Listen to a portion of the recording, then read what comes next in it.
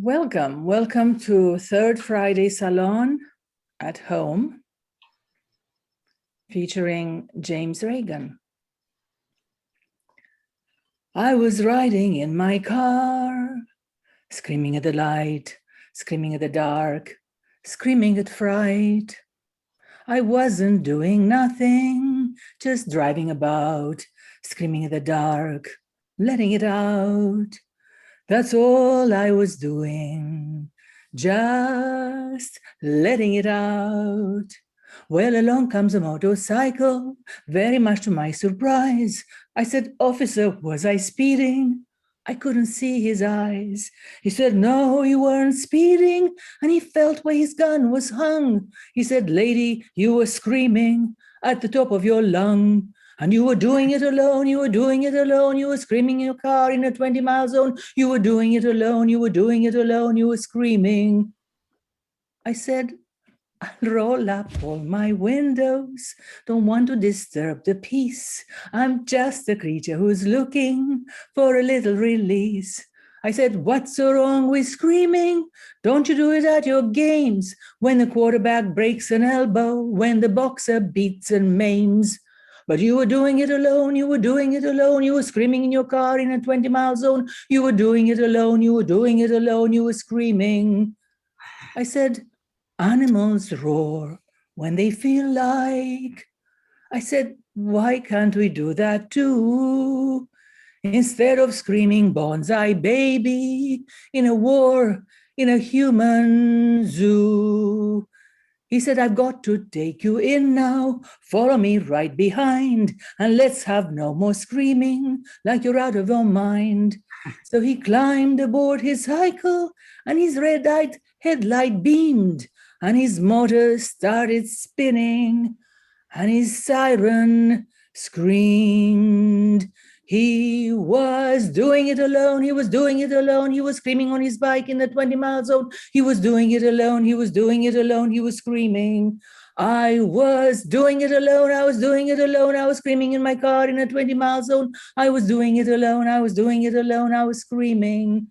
We were doing it together, we were doing it together, we were screaming in the dark in the 20-mile zone, we were doing it together, we were doing it together, we were doing it together, we were doing it together. Alone in a 20-mile zone. Hey. Thank you. Thank you so much. Thank you. I heard you sing that during Margo's reading. I remember that song. Oh, yes. I remember. I'm glad you did. Margo and I love Dori Previn. Yeah. Oops. So, okay, well, let's start with Tera. I wasn't supposed to do anything, just listening and enjoying it. Oh, thank you. But no, I mean, I said Tera, because I think she has to leave, right? Oh, no, Good. I'm here now. So Okay. whatever Oh. I can start, that's fine. Go ahead. All right. It's so nice to see all of you. So I'm happy to be here and get to read with my dad, which is very special, and spend Friday night with all of you. So I'll read a poem that I know is his favorite. And it's, I think, just to commiserate with everything that we're going through, and to have hope that in the future we can be back on a picnic in the middle of the Vltava River in Prague, and get to have a picnic and get to see people that we might not see normally out in the world. And this one time we were together and having a Sunday picnic, and these punks came and started having a really good time. And I just remember being younger and having my brother sitting there with us as young kids, and him watching the festivities around him, and sort of being very interested in what was going on and learning from this experience. So I wrote a poem about it, and it's called Sunday Picnic on the Vltava. The waves of air along the water soothe the chapped spines of young Czechs who've sheared their hair to hawk it up and away from sweat that purls along their skull lines. They gather clinking Pilsner bottles, punk among the mosquito weeds and silted rock the flood has left on the island strip. They know the embankment well, each grass stain and joint drag, another hip conversation, raveled with the island bulls. Their black Levi's are tied up with ropes, cut at the knees, and dragged down to moon the jazz boats and ducks they feed with hard baguettes. And where they lose their footing in the muddy underledge of the river, they meet their reflections in water. Wet handling their girls, they pull them down deeper into darkness until their body parts are obscure, the only light reflecting like cracked beer bottle bits along the ripples the paddle boats leave behind. One boy emerges wearing his girl's swim top, leaving her on full display, to ask if it looks good on his broader shape. Beside him, a younger boy, scraping up earth to build mud mounds, protecting the banks from the swans, looks on and learns how to be a man. So that was from our summer in Prague. Thank you for that. So, yeah. Should I do another? I don't know how much Thank time. you, Tera. Sure. That's it. Thank you. Let's see. This one is just about the beauty of the landscape when we're traveling through Slovakia together. And again, missing the days being on a train and just traveling and getting to see the landscape of the greenery of that world. So hopefully I could be on a train again soon. So below the Tatra Mountains.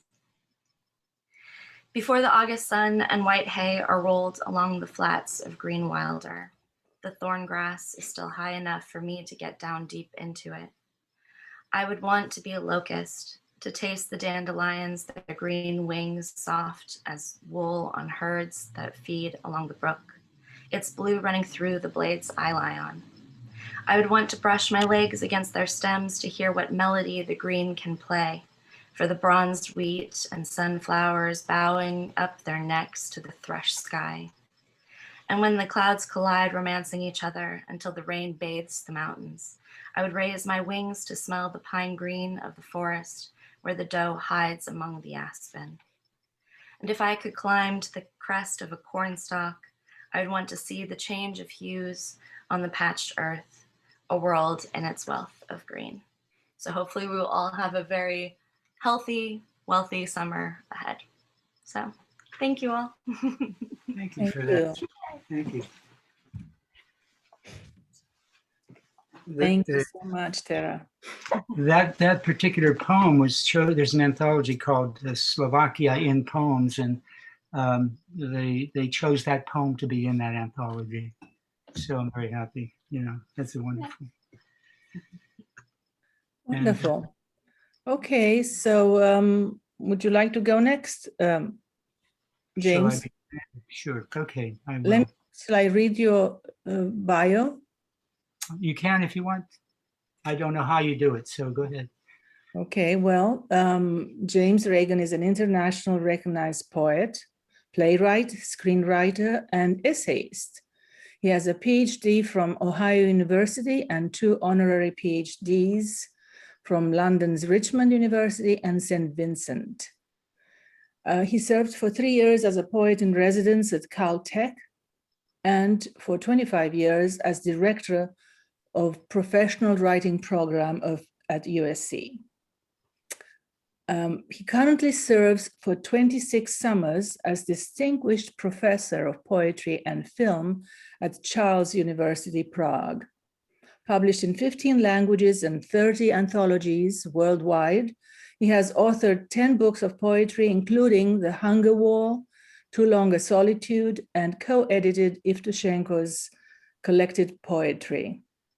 Honors include 3 Fulbright professorships, the Emerson Poetry Prize, 10 Pushcart nominations, and an NEAA grant, a Poetry Society of America citation, the Swan Foundation Humanitarian Award, a Telly Award, finalists for the Walt Whitman Center Prize, Oklahoma Book Award, etc., or London's Troubadour. And he has performed for he has read for 7 heads of state and for the United Nations, Carnegie Hall, CNN, C-SPAN, PBS, NPR, and for audiences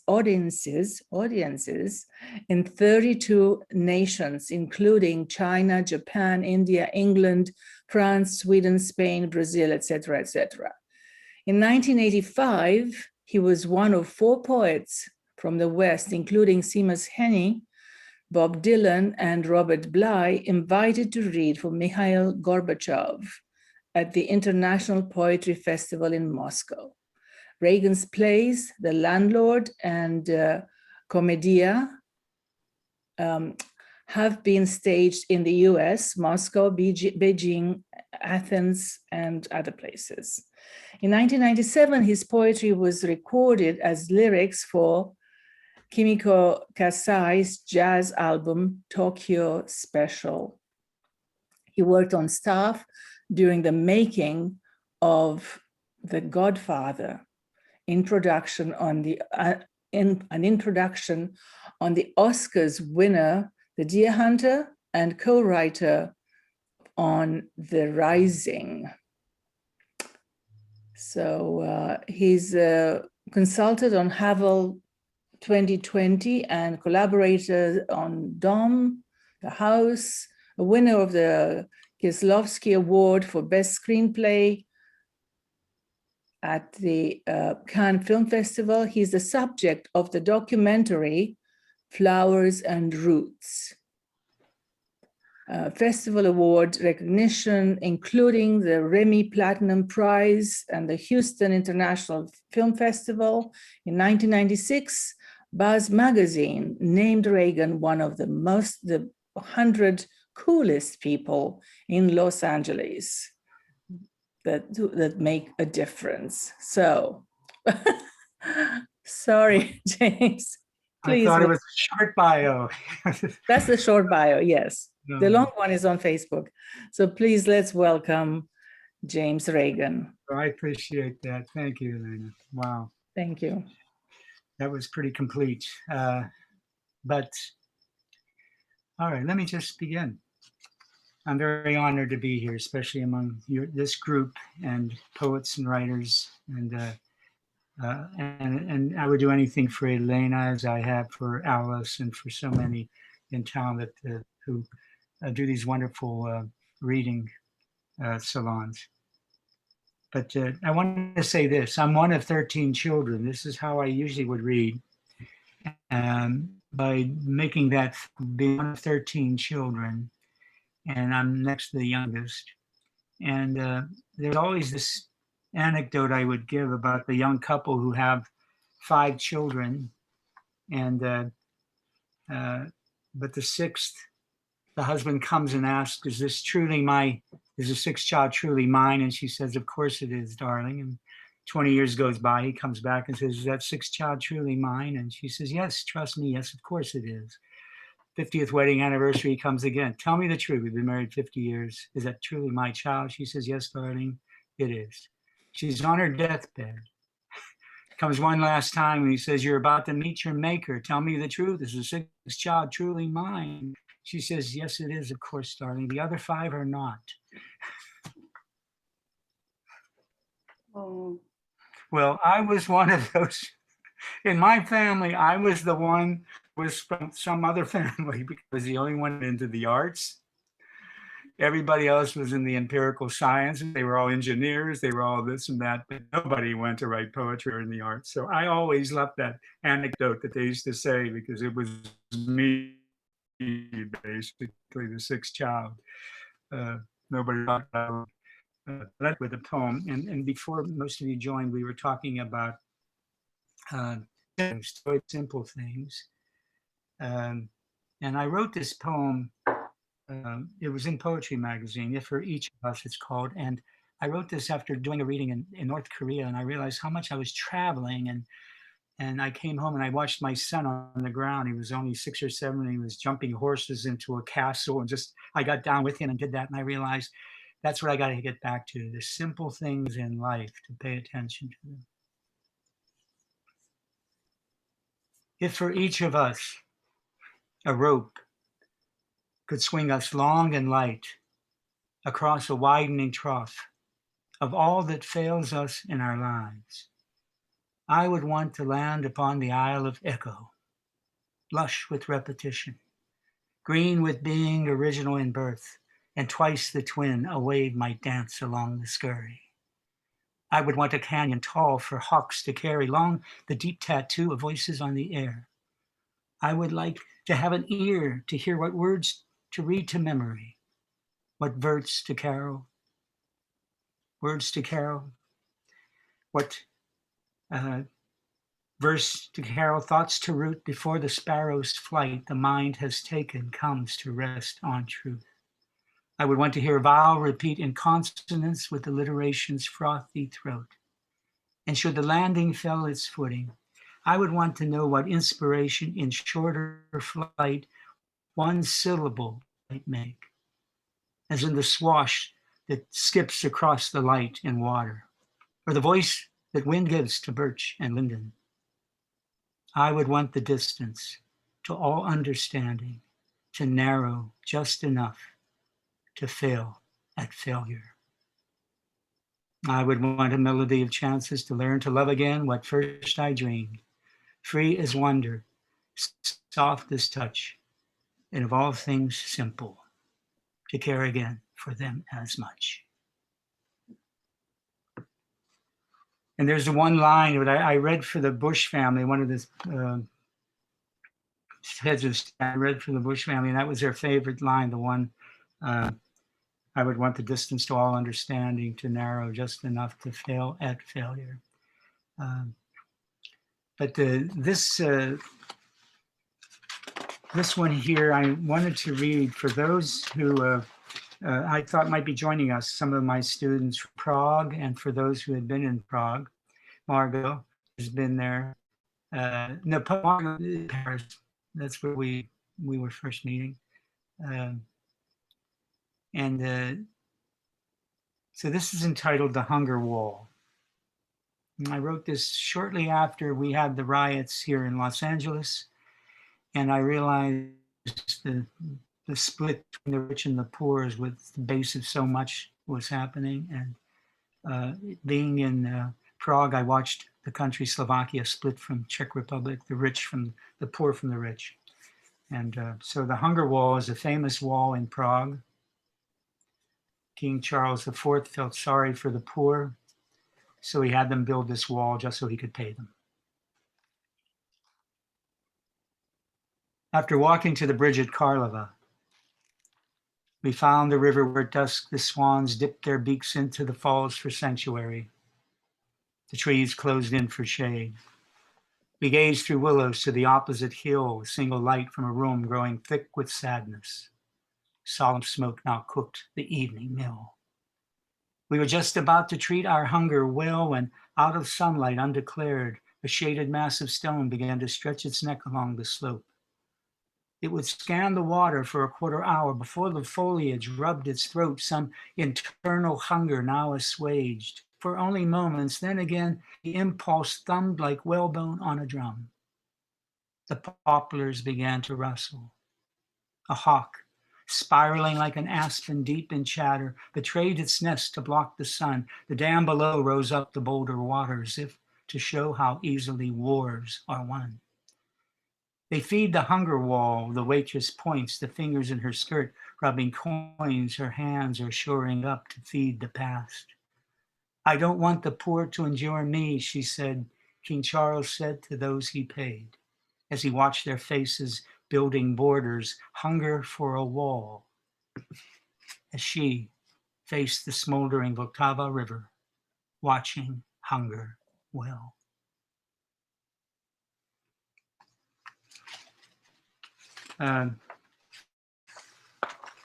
Reading we had done in Moscow, I can tell you, you can imagine 10,000 people in a hockey stadium. And this was 1985 in the middle of the Cold War, and the four of us were invited to go there and read for Gorbachev. And it was it was quite daunting, because I can imagine the audience looking at the stage and saying, "Oh my God, there's Seamus Heaney, the Nobel Prize winner. Oh my God, Bob Dylan, they loved him. Robert Bly, who the hell is that?" That was me. So I had to follow Dylan on the stage, and they loved him. And I'm thinking, oh my God, I'm nobody. And now I got to get up. And at the last second, I realized I spoke Russian. And I said to this audience immediately, I said, "Yeah, mój matka i otec narodzili u Slovakia, Evgeny Evtushenko, who was my translator, un narodzil Sibirski Junction, un mój brat, he is my brother." And the place went crazy. The American poet is speaking Russian to us. And as a result of that, the press only interviewed me for 3 weeks, everywhere we went. So language really has taken me all over the world, and I'm a great believer in it. There was a time when I thought I knew 6 languages, but I don't anymore. I couldn't.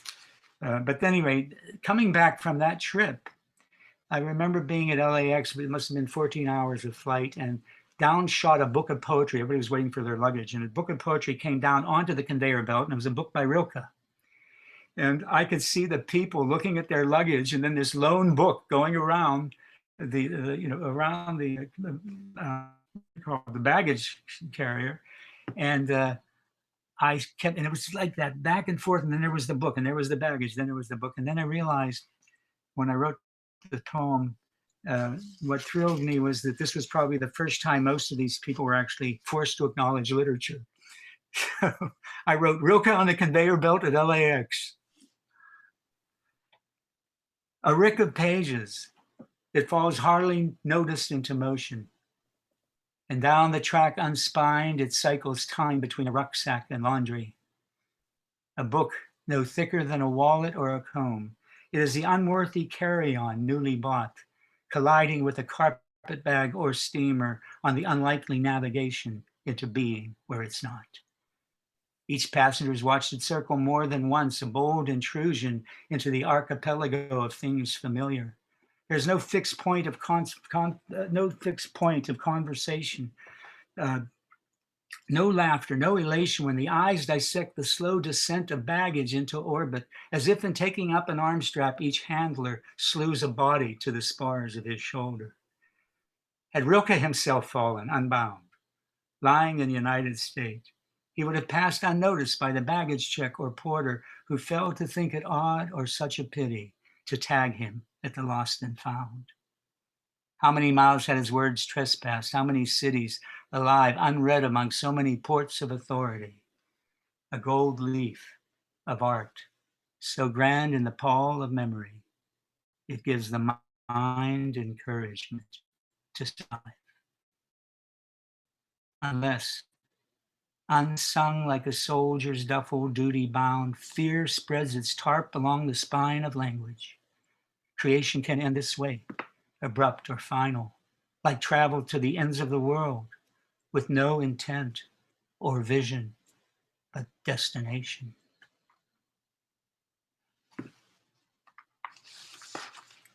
And I wanted to read this poem because it was first read for Gorbachev in Moscow, and Dylan's son had joined him for his 16th birthday, and he wanted me to give this poem as a gift to him, which I then did for his birthday. And it's called The Tent People of Beverly Hills. Where I am now, there's many homeless, and they carry tents and they put them up in the churchyards, and they're all over the city right now. So when I read this poem, I think Dylan was just taken with it, and it pleased me very much to know where the original is. So I'd like to read that, especially during this time. The Tent People of Beverly Hills, and it's in Rhino Records, A Century of Recorded Poetry, and Amazon's 100 poems. So I'm very fortunate. Faceless on the Boulevard of Mirrors. North along the flats of Rodeo Drive, stripped bald-head mannequins. They come treading on the fears of high fashion, tents on their backs, and on their cheeks the beach black tar of tasteless chic, as if to dress were not enough.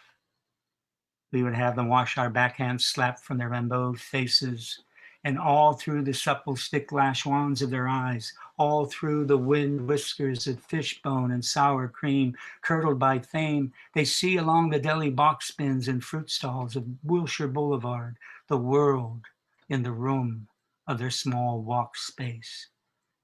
They are never certain whether they're merely asked to fill a role like memory in some thoughtful dream of place, or live always short of major in some dying minor sort of way, as if to live were time enough. We would have them end on their names.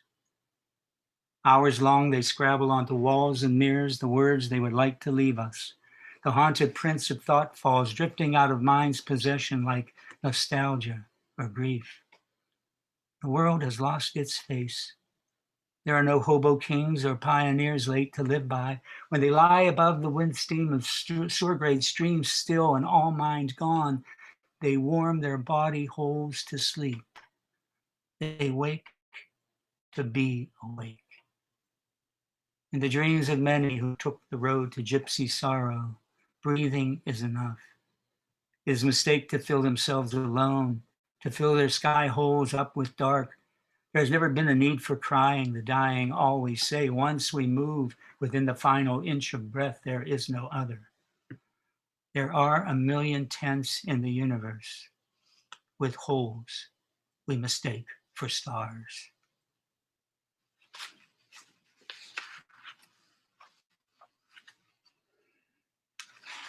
And this one, they asked me, an anthology in India, if I would contribute a poem that had to do with despair.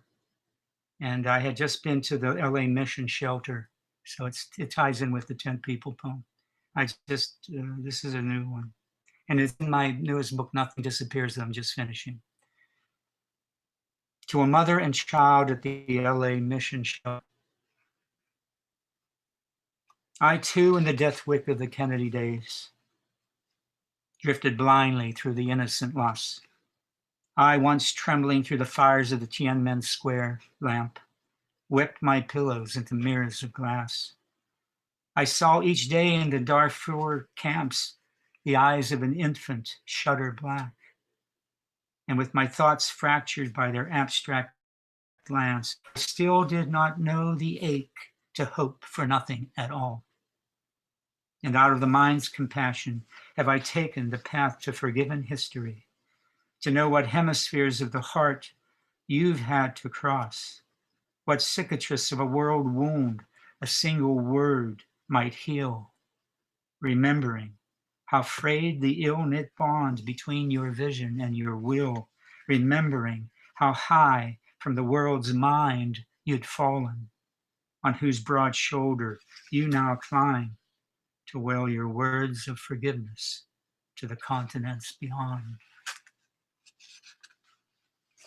And this one is also part of the new book. This is entitled A Child Dreams of Escaping the Refugee Border Cage. I've suffered, like most of you, watching that horrible situation with all those children caged down in the southern borders. This is called A Child Dreams of Escaping the Refugee Border Cage. Like your lungs, your feet have known the absence of air, walking all day, breath heavy, from a country to the south. You lie down now to the cold stone and wind, blown and dusting the blanket's glaze of body, lice, and clay. Pray that your knees, like bones of chickens chalked and beetled, will not bend in fear to the night guard shouts, shrill as cawing crows stippling the sky's talk wire. Teach yourself to see how falsely, behind the chain-linked fence, your feet grow like light towers to the eye, studying the language of darkness. How in your longest stride beneath the desert moon, you might share the pull and tug of a raven's flight to leap free of your coop's locked sky. You should have saved a step too from the womb's sick journey that your mother endured to save your life at birth. Pray that when you wake at dawn, you long to hear this sound and that, frog low and finch high, that you'll want to rise and dance from your darkest sleep into the tall stretch of adolescence, cock walking the neighborhood, belt free in your first long pants. And this one put me on a lot of talk shows, and this one here, a lot of podcasts. I've read this so often now. It's called Rage. And I wrote this immediately after George Floyd and the other innocents, so many of them having been lost to racist malice. Rage. All day, I've waited for breath to climb onto the tongue. Not easily, some might say with a gasping stutter, sliding down the throat's ribbed spine to find the word that refuses to be spoken. Its silence wrapped like shade in the lungs' bowl of darkness. What could I know of nuance, its shape or sound, elusive like the scent of hatred, neither giving nor forgiving? How in moments of light, when love might have gardened the heart, a life fades amid the dying roots of breath. I would sooner reach out to a crow's beak or climb a steeple and believe as many do in the height and point of things. How in merciful times a syllable's utterance of guilt might suffice. All day I've wondered what in time is too long a time to kneel before a flowered grave until the death is honored. What in time is too silent a word to ban the triggered power that breeds contempt for a generation's grief. For days I've wondered, searching the riddle of letters for any assemblage of sounds I could justify for an instance of repentance, for any gift of redemption I could set free from the depth of world pity. In a word, enough is not word enough to silence the rage sorrowed in this song. And I'm going to shift around now, and I'm going to give a poem called A Good Sky. Now, having lost the people that I've told you about, I've sent it to their families, to their husbands, wives, this poem, and I've also read this. Wrote this after I lost my brother and my daughter, my sister rather, only 6 months apart.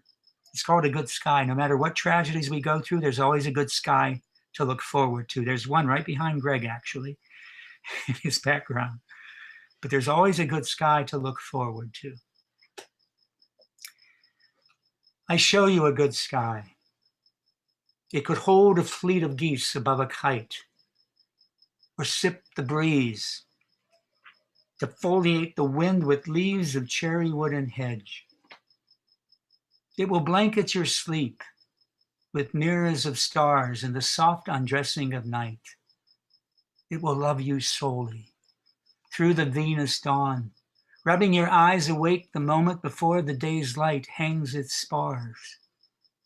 I show you a good sky. It will rain its reflection on your one troubled eye, the one that blinks each time a hawk rants by. I am no one's romantic. The sky's shadow wish, writing this only to breathe its light. I show you a falling sun, passing like a lover to be near you, allowing no star or bulb on a corner lamp to possess you as you are. Look, here I am, the sky's moon down. I will shave a horizon out of peaks like none your memory has ever carved. I show you a good sky. Its broad blue ribbon will wrap its mind around your eye's imagination and tease you into smiles. Now, be patient. Let your grieving rest a while.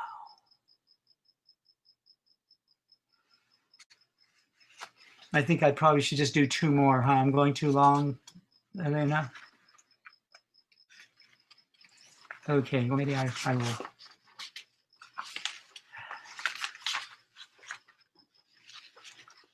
Oh, I should read this. I always like to, because it reminds me that how each of us, the kinds of rejection we get with our poetry, with our music, no matter what it is. But this is a Japanese rejection slip I received many years ago. I love reading this because it makes all my students feel better. It makes me feel better when I receive this from Japan. And this is how it goes. We have read your work with inexpressible pleasure. We swear on the sacred memory of our ancestors that we have never before encountered such a masterpiece. If we publish your admirable work, His Majesty the Emperor will undoubtedly insist on its being a model for all future writing and will forbid our publishing any work inferior to yours. Since talents like yours emerge only once in every 1,000 years, this would put us out of business. And we must therefore refuse your divine work and deposit it at your feet, trembling at the thought of the severe judgment we shall receive from future generations for failing to include in our pages work of such sheer genius. You hope you get a rejection like that. And I got that, so that made me feel good. Anyway, I'll read two more, and then I think I want to hear your work. And this one is entitled April. And I wrote this, it's in the new book I'm just finishing. This is what I've been doing for the last 13 months. I got a book finished, my 11th. And this one I'm dedicating to Jean Valentine. Jean Valentine was a good friend of mine and a wonderful poet. And she just passed away. Some of you know this. And she came to all my readings. She was always there wherever I was. So I wrote this and dedicated it to her. And I sort of jump off of Eliot's April is the cruelest month, except I turn it in another direction. I begin. April is not cruel, never has been, at least not from my view. I've seen the leafings of birch unhinge in autumn, how the sod is maternal, a welcoming ground. What isn't desired flocks to its own for the soft pool of an embrace. I've seen such love unbloom its past. Each morning, true to my nature, I raise my vagrant mind to walk it sobering about, to find some lost relation. Daylight has no memory of the night's effusion, the stars it chooses to erase. Winter leaves no nest for the sun's breeding. The lynx has no taste to court, no choose hair. My mind no praise for genius in the hawk moth's skull conspiring nearby. It's my daily rite of belief's suspension, to live each day for revival in the diorama of April, for the renewing grazing on a singular hope. Like a cricket that rubs its wings to create a night song of stridulation, I wake to breed a permanence of joy into the infinite dimension of a grand surprise. And then I'll end on this, and I'm dedicating this to my daughter Mara, who's here with us, and my daughter Tera. I end in every reading with this poem because I wrote it about them, seeing them on the Charles Bridge in Prague and seeing how beautifully alike they are, and then their own differences. And so they taught me something. They taught me the astonishment of living. These two young girls when they were younger, and they still do. Now, I love them dearly. And they own me, by the way. I don't have a chance with them. I'm telling you, they own me. They know it. An astonishment of living. I saw beneath the spreading elm 2 talking girls weaving rainbows in their eyes. I saw their lives on opposite shores of the river, yielding up their buckets to the falls. Every drop was bathed in the fragrant shawls of eglantine. Every leaf in wind, rising up to comb each branch, sent a whisper out along the slope. Let go. Let go the breath in rain and every strand of light in fog. Let go of the tongue's crow until it sings along with rocks and runnels as if it were divine. Let go of honored sky and earth. Let go the horizon in between. Lose all the sunlit undulations of the season's week and sing. Sing out the seeds to grass, to all that breathes into the pores of stones. Let go the sovereign moons of space, the celestial laws of aureoles, breathing out a planet and pulsing out its days. And where the stars ignite in showers, let them fall. Recite the moment's song that tomorrow wind will bring in squalls. Free the century's melody as you would a line or word down a well. Allow the astonishment of living, one reed or willow, feeding swallows through a hungry night till they weary of elation. Let all buckets fill, all loss be light. I saw two talking girls weaving rainbows in their eyes, and daughtering in me their dreams, I grew, astonished by all conception, by the frail grandeur of life. Thank you very much.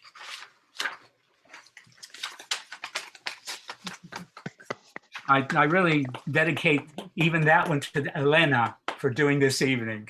I should have said that earlier. Thank you. That was brilliant. Thank you so much. Thank you. Thank you, Jim, and thank you, Mara and Tera, for being here. Yeah, Really. thank you for having this evening. Thank you. Thank you. Okay, let's have Gedda. Ah, good. Please welcome Gedda Ilves.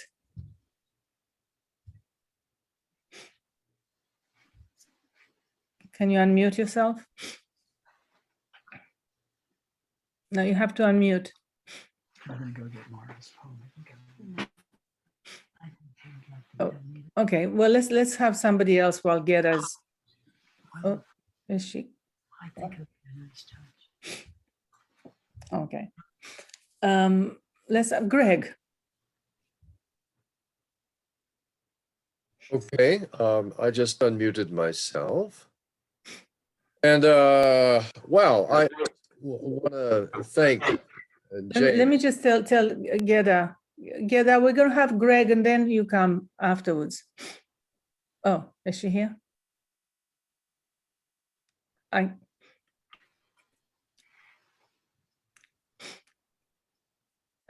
No, Gedda, you have to either unmute.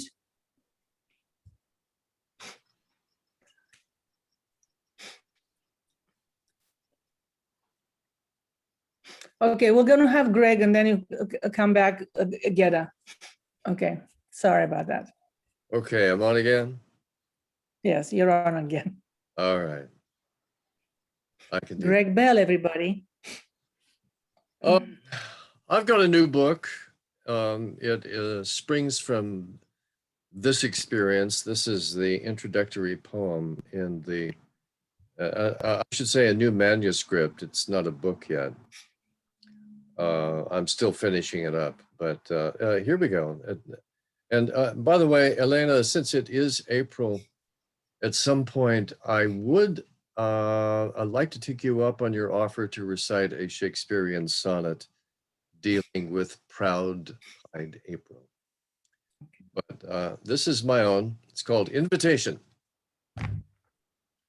I knew my PSA, prostate-specific antigen, was high when I took the mountain bike Winfred had given me for a jaunt on Venice Beach, but flaming prostate aftermath told me I have a problem. Dr. Merchant went mining, plucking out core samples through the rectal wall with his spring-loaded hole punch. Click! A dozen times or so. I stopped counting after attempts to numb the area. Left side, yes. Right side, nope. Right side hurt. Loaded with antibiotics, I'm on my right side, holding on. Holding on, I observe him carefully place each tiny plug, like plugs of potato we used to shoot in grade school, and dictate its location.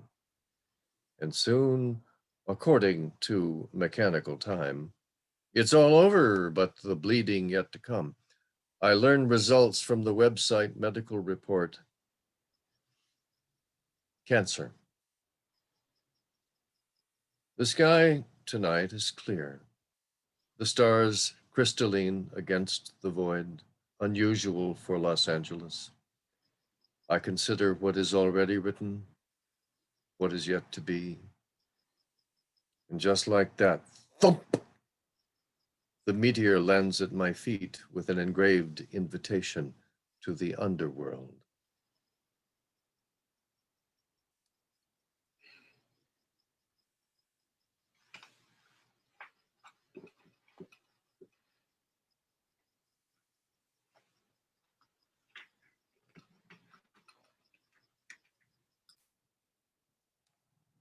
That's it.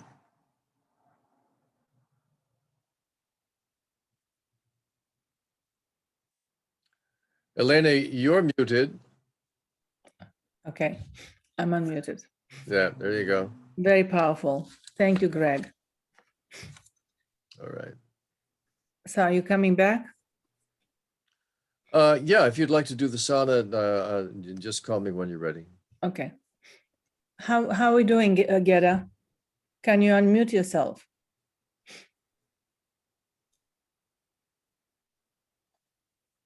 Can we help Gedda? You can Oh. unmute her by I- by pushing participants, going to her name and pushing unmute. Do you see participants? It's at the bottom of your screen. Oh, okay. Yes. I pushed. I just unmuted her. Oh, there you are. She's There she's you on. are. All right, Gedda, you're good. Okay. Yeah. Changes. A silent poem in itself, nature converses in beauty of color nuances. I first opened reddish orange rose reminds me. Time passes and change comes with every season. That's it. That's it. Thank you. You're welcome.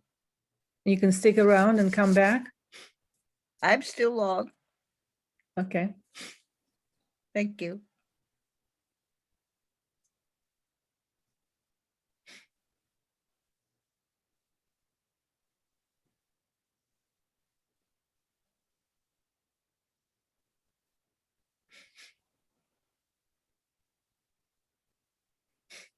Okay.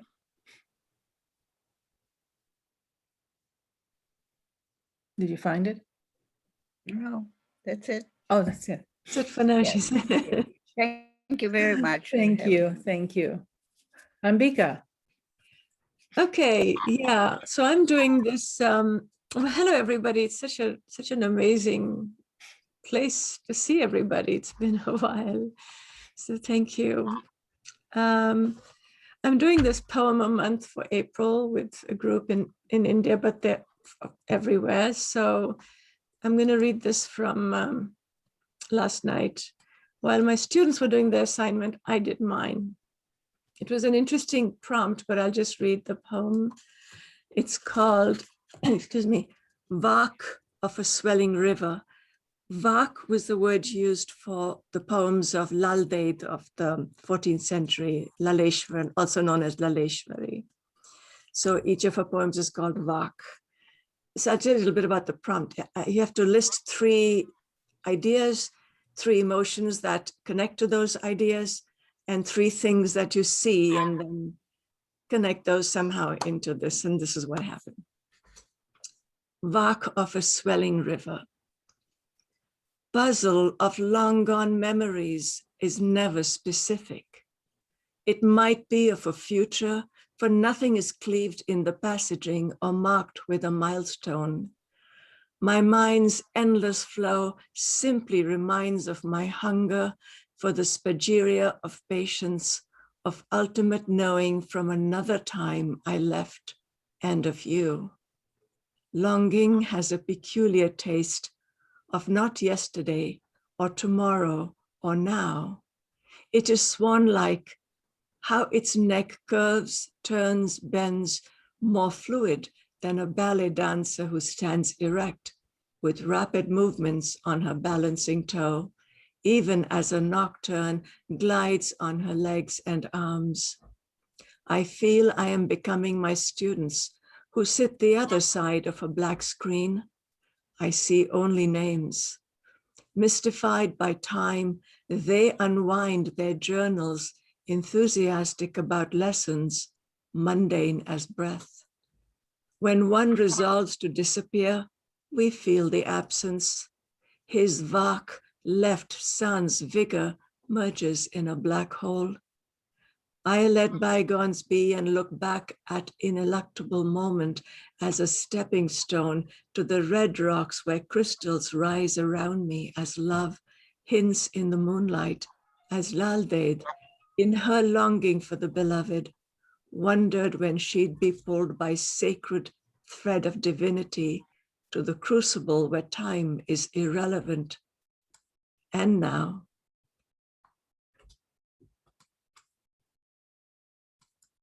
that's it.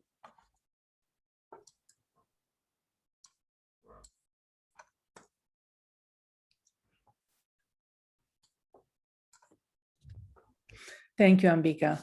Thank you. And now let's welcome Margo. Margo Berdeshevsky, all the way from Paris, from lockdown. I saw a wonderful interview between Peter Brook and what's his name? Anyway, Peter Brook and the actors gang guy, you know. Anyway, and Peter Brook said, we're not locked down, we're locked in. So, you know, just, okay. Thank you, Margo. Elena. Margo. Thank you. Both locked down, locked in, and coming up for air. Greetings again to you, Jim. I've known Jim for many, many years. I first met you, Jim, in Prague, and we go back a long way. And I'm very happy to reach out to you across many miles here. This is a poem from a new book that I'm working on. Jim and I are about to share the same publisher, Salmon Poetry, for my forthcoming book, but this is from a newer manuscript that I'm working on. It's called God Bless the Child That's Got His Own. My friends are losing mothers and fathers. My world is losing air. Today my father died, he says to me, my friend who climbs from the sea. I say that every day, he says. Today my father died, but he keeps living and hanging, and I am remembering all the things I never wanted to hold, he says. You will let go. He will let go the branch when he is ready, I nod. Yes, he says, climbing the hill from the sea where he has gone to wash distance and salt before it comes. She is fading, she says, of her mother who is fragile as spider-spun glass. She says there is a Filipina glass doll in her soul, poised to shatter, she says, and I nod. My friend who had all my babies for me when I wanted none. My friend who familied me when I had none. My own mother and father long dead to leave me, daughter of none, and skies lone as an owl at cloud break. Fading, she repeats. My mother is fading, she repeats. Yes, I say to the girl I friended when she was gluing crystal pieces into angels to sell at a hot Saturday table to feed her babies. And we have cried together, more than shards to glue and lines to hiss or hum in the dark. She sends me her lines for her fading mother. My friends are losing their mothers and their fathers. My world is losing its compasses, we say. Fading, she repeats, my friend who gave up her poems to have her babies, to midwife so many babies into water. She who wants to give each a gentle birth to replace the night, she says, too often. Now you are climbing the hill from the sea, I tell him. Now you are holding her like a child, I tell her. And now you have almost exchanged your new grandbabe for your mother, I say, to her curved spine, her long braid that has always reached her foot soles, her daughter soul that is mourning before the death that will come when it will. An exchange, I say. You may come to see it that way, I say. Some lung is holding its breath, and he nods yes for each. It is not a swap meet sale, but a holy bargain. You who have always made angels of crystal and breath, I say to her fear. I who have always repeated, I am the woman who asks, how close is death? How near is God? Let her go today, and tomorrow, I whisper. Let him go and remember what you must. I tell him, I tell her, I tell myself, I tell that God who is or is not there. Prepare to let this one fall home when it is ready. Fragile old angel, she will not break, only gain air. Thank you. Thank you. Thank you, Margo. My pleasure. And thank you, Elena, for doing this. Can you stick around? Can you read another one later? Yes, I'll be glad to. Thank you. Thank you so much. And now let's welcome Lee Beck.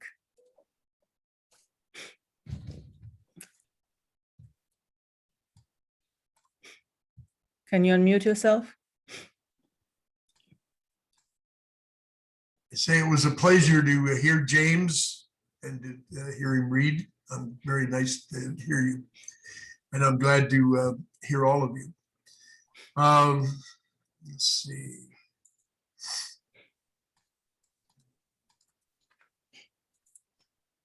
A few years ago, we worked with the residents of Sunset Hall, which was a home for, I like to call it a home for old radicals. It was built by the Unitarian Church on 8th Street by the members there, and when they, as a retirement home for when they retired. And this was back during the era when the balcony was full, during the blacklist era in the 50s. And one of the leaders, or one of the residents there at the time that we were working there was Rose Chernin, who had been a wonderful activist and a fighter. She was born in Russia and came to America at a very young age. She, she took food to her older brother in the woods in the Black Forest as he was hiding from the government. And her whole life was dedicated to fighting for human and civil rights.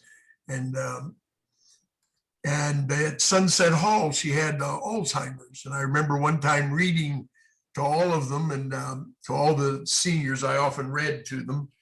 And at one point I said the word Moscow in something I was reading.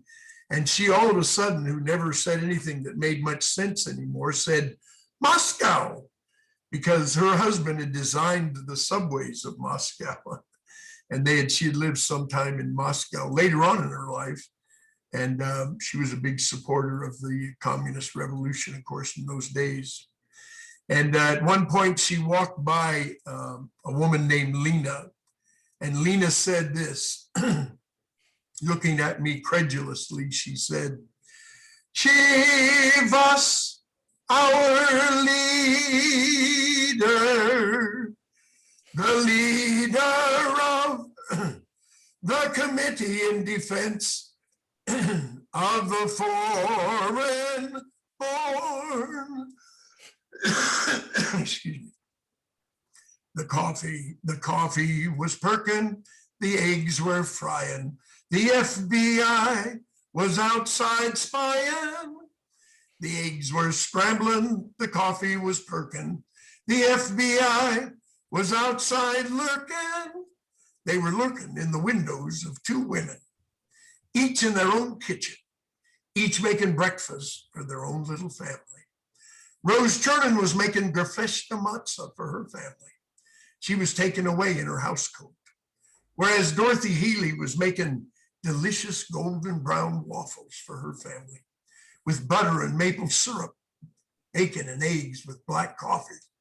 She was allowed to change into her pedal pushers before they took her away.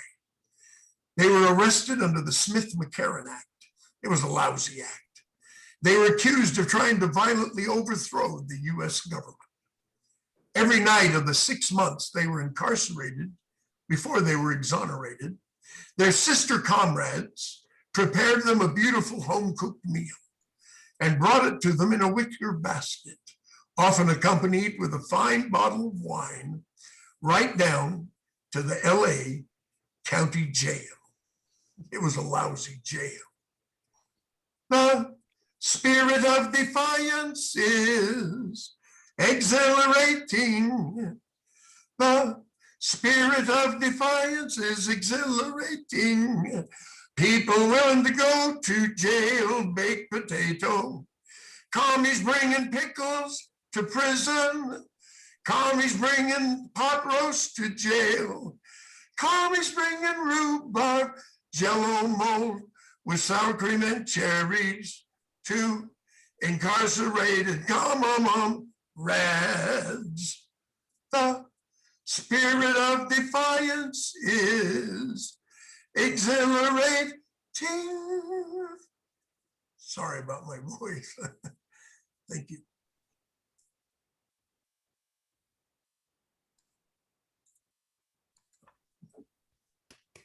Thank you, Lee. Thank you so much.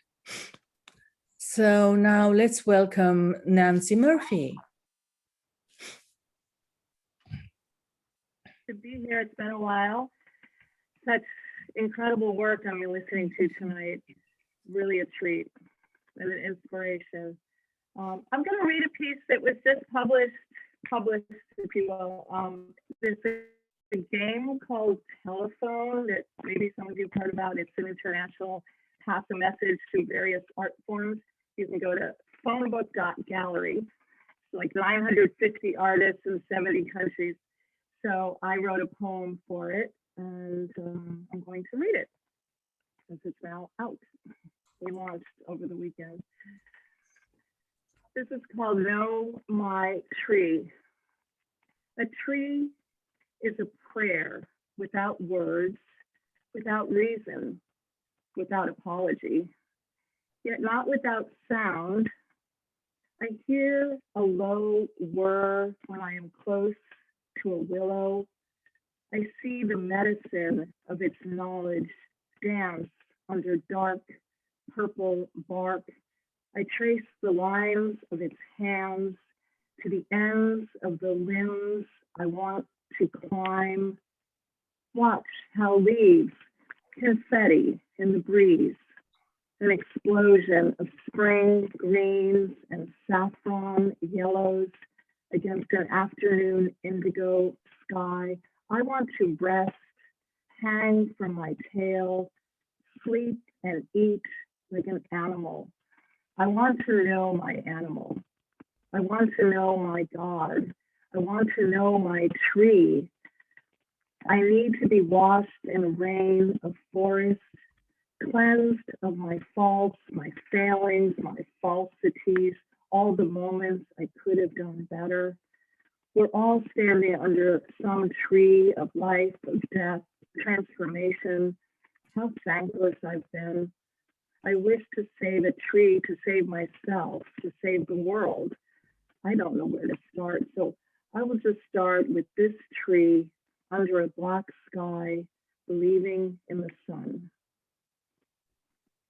Thank you. Thank you, Nancy. And I love your hair. So, Elena, I have a poem if you'd like to hear it. Jimmy, yes, Sure. yes, of course. Jimmy Hall. Yes. Should I do it now? Sure. This is the poem from a dead friend of mine, a dead poet. In fact, he died in 1969. And I met him and became a dear friend of mine when I did a play of his at Cherry Lane Theater back in 1967. And his name is Grandin Conover.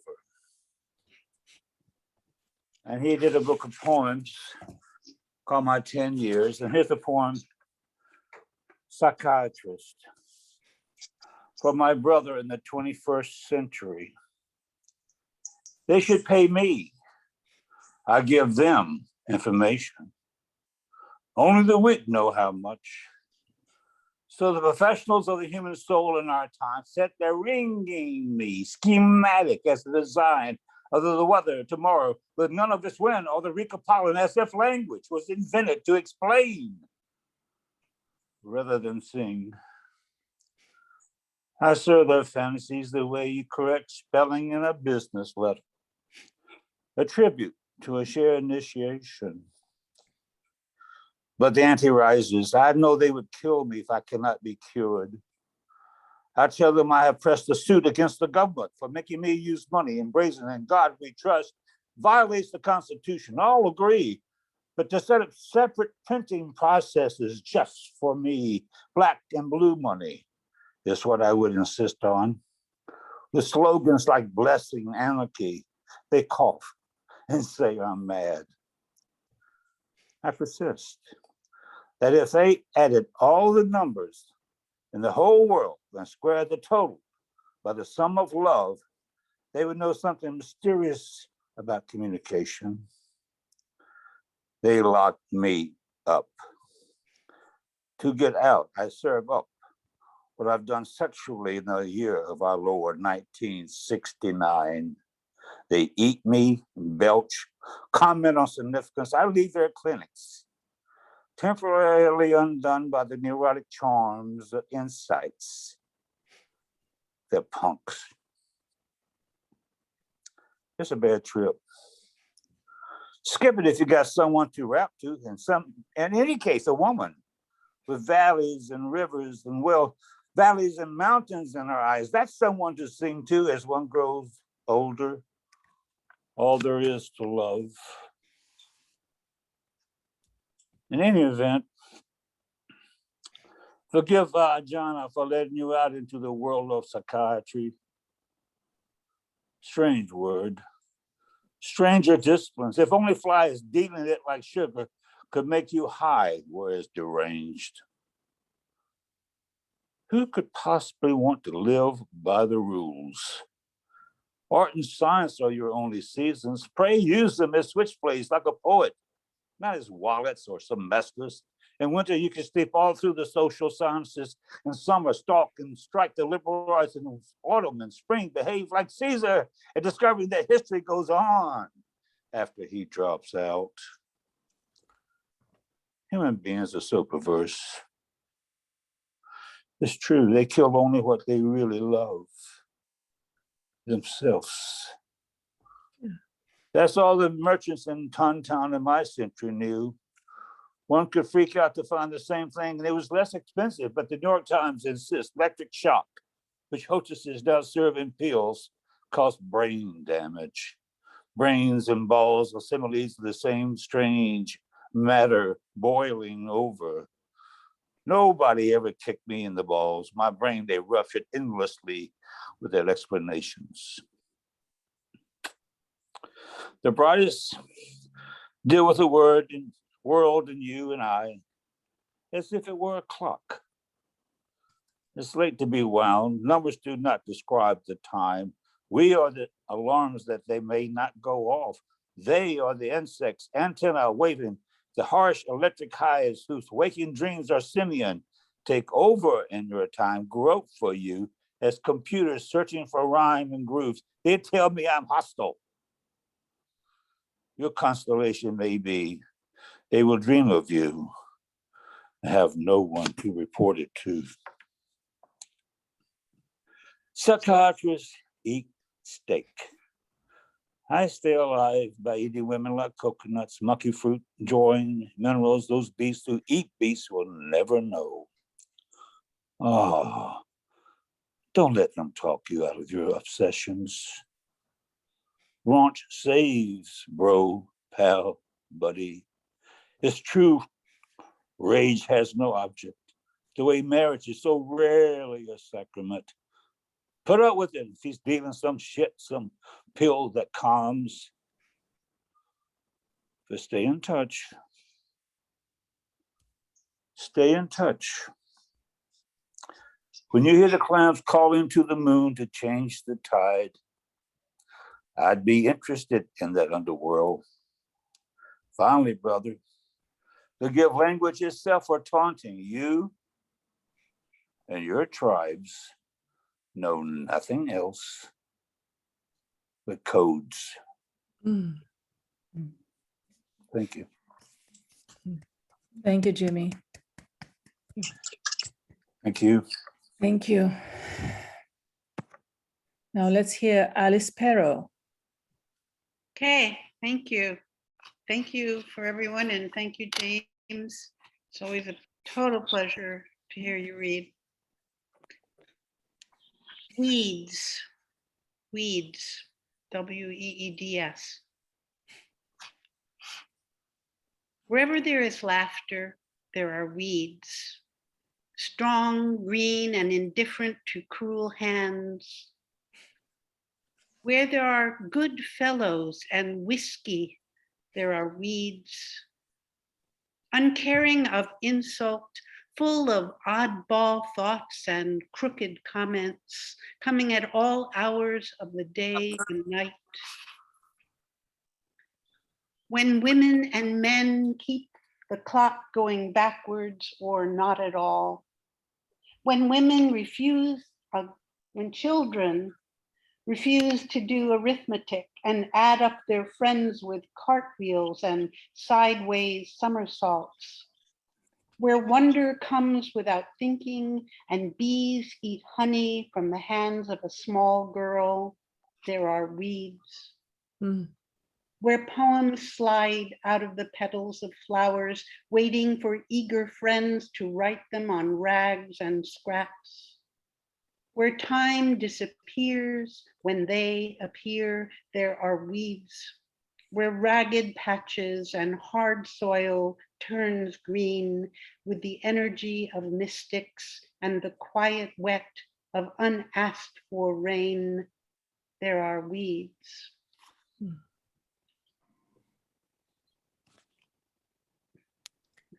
Thank you. They also have medicinal properties. Yeah, there Yeah. are no weeds really. Yeah, But this is from my latest manuscript, shadow carving, which will be looking for a home eventually. Thank you, Alice. Welcome. And now let's welcome Mona Jean. Okay, awesome, because it's getting late and I have a job on the East Coast tomorrow, so I will be working at 5 a.m. So if you don't mind, I'll go to bed after I do this. Okay, so this is,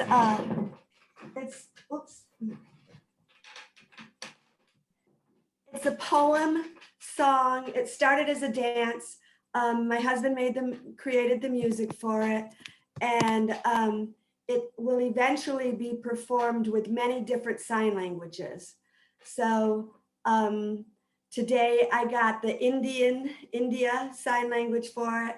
Sunday I'm getting the Russian sign language for it. I already have the Israeli sign language, and I'm working on the French and Ethiopian.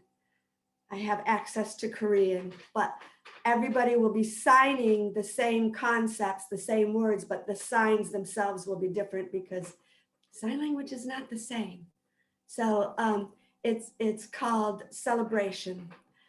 So we haven't yet laid down the vocal track, so I'm going to sign it and play the music over here So I hope the sound will be okay.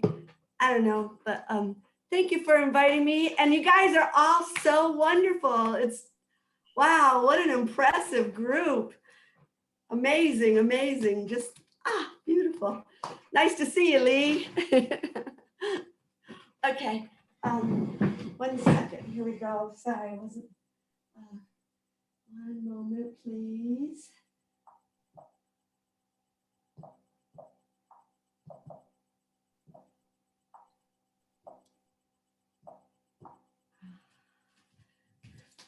Okay.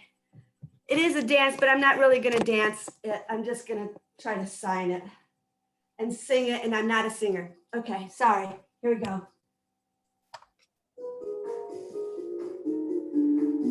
When your world has turned upside down and you feel you can't find the ground, slam back, blocked, broken down, breathe, perceive, receive, conceive. Remember living life fast and fun. We were busy and on the run. And then COVID trouble hits and it's done. Breathe. Perceive. Receive. Conceive. And when the commotion has calmed, all becomes holy, peaceful, and our thoughts turn inward and we search.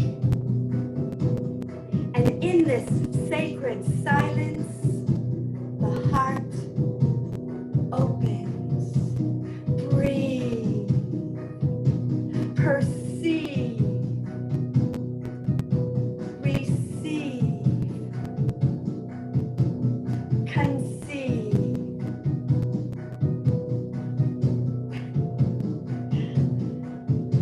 We will learn new skills of connection, new languages of inclusion, and equitable, global vision. And together we will forge a life of glorious celebration. Breathe. Perceive. Receive. Conceive. Thank you.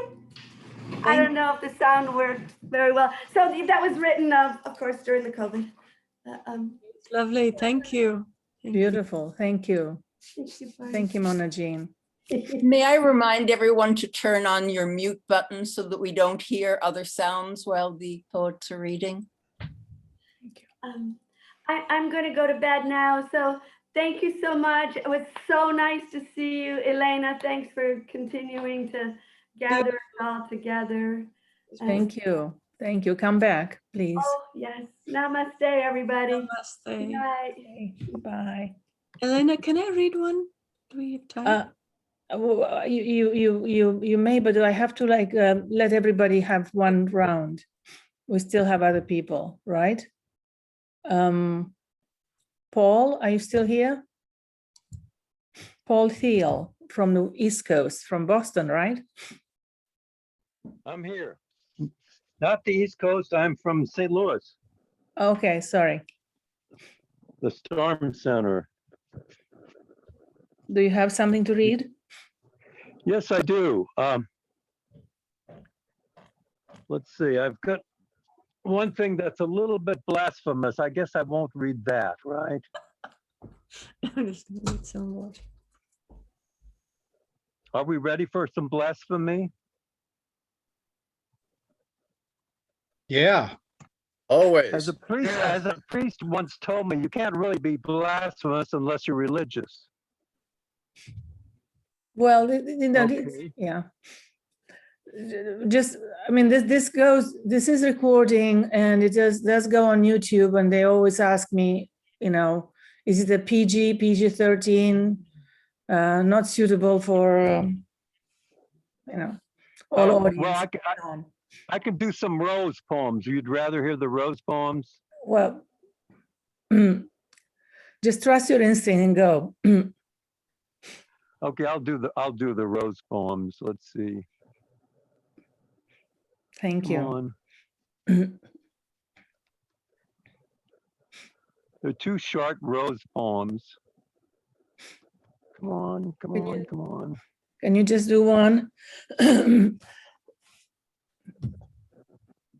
Yeah, I can just do one. Let's see. Okay, page down, page down. I got to my computer tonight and I didn't realize I had it unplugged. Okay, I'll go. Come back. Okay, Rose, a person. Rose is not Rose anymore. She parted ways with life, loved and was loved in moments kept in a small lace box secreted from the uncomprehending. She aged imperceptibly at first. Then the melancholy toll spoke with lines and folds and grayness, erasing the blush with finality. We could see her sinking into the grave. Day followed day. A sad, sweet smile engraved on her face. Don't wait for it to happen, she uttered painfully.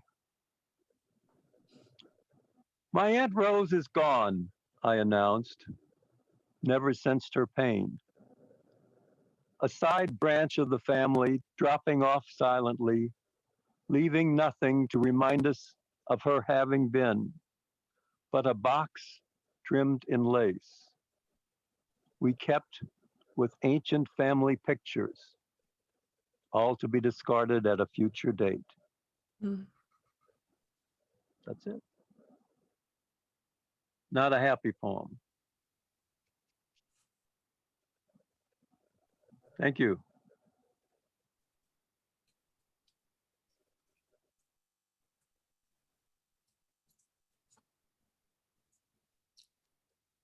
Oh, let's see.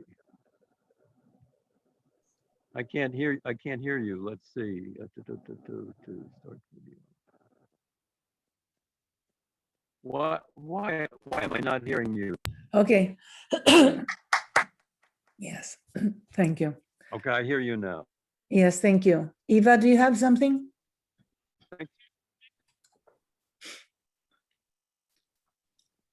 Yes, I do. Okay, And welcome. thank you for inviting me, Elena. Thank And you. James, I loved your poetry. Beautiful, real beautiful. I'm going to read another poem of my husband, Evan Mike West. And it is an homage to Italo Calvino's Invisible Cities. It's called Cat's Cradle Town. Tightropes from house to house, tightropes from houses to schools, stilt houses built over canals and watery ways, like certain towns are chocolate makers and brewers and mills. Here is our town of graceful rope walkers of world renown, of friendly people in tights and stretchy boat necks who meet mid-rope and beg pardons, with both offering to backpedal or do the daring slide by. Allow me, no, allow me, no, no, allow me. How about both of us pass over under on the count of 3? Shall I count or shall thee? They show off. Oh, how they love to show off. Praise to the practice back and forward flip while groceries are flung and caught, with never a loose flying orange or drippy yellow cracked egg, A glance at a road waiver says Uncle Van gained weight since last August.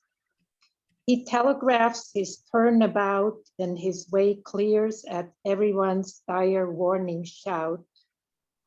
Ah, the pretty parasols and bunted balance poles, the rich and royal drapery pyramids of families arriving to church, with grandpas and grandmas topping the chairs, and such Venetian fest nights out past dark with ropes of glowing neon lights.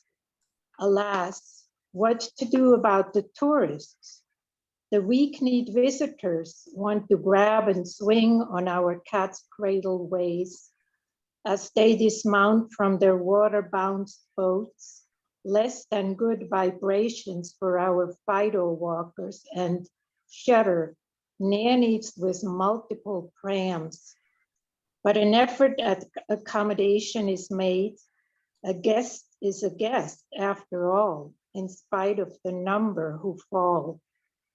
Oh, watch out for Mr. Zaporowski. He sleepjogs the ropes the night long, with eyes closed, wandering as he pleased, our version of Magoo the blind driver.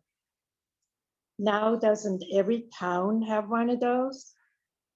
Tightropes from house to house, tightropes from houses to schools. Teachers count heads and wag tongues over clumsy and absent bullies and fools. Thank you. Thank you. Thank you, Eva. So, RJ, do you have time to read one poem?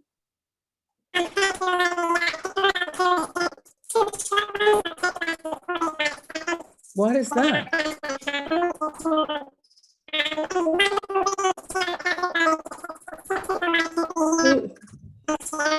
His audio is not. Oh, that's his.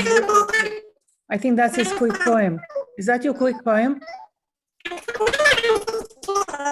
The audio.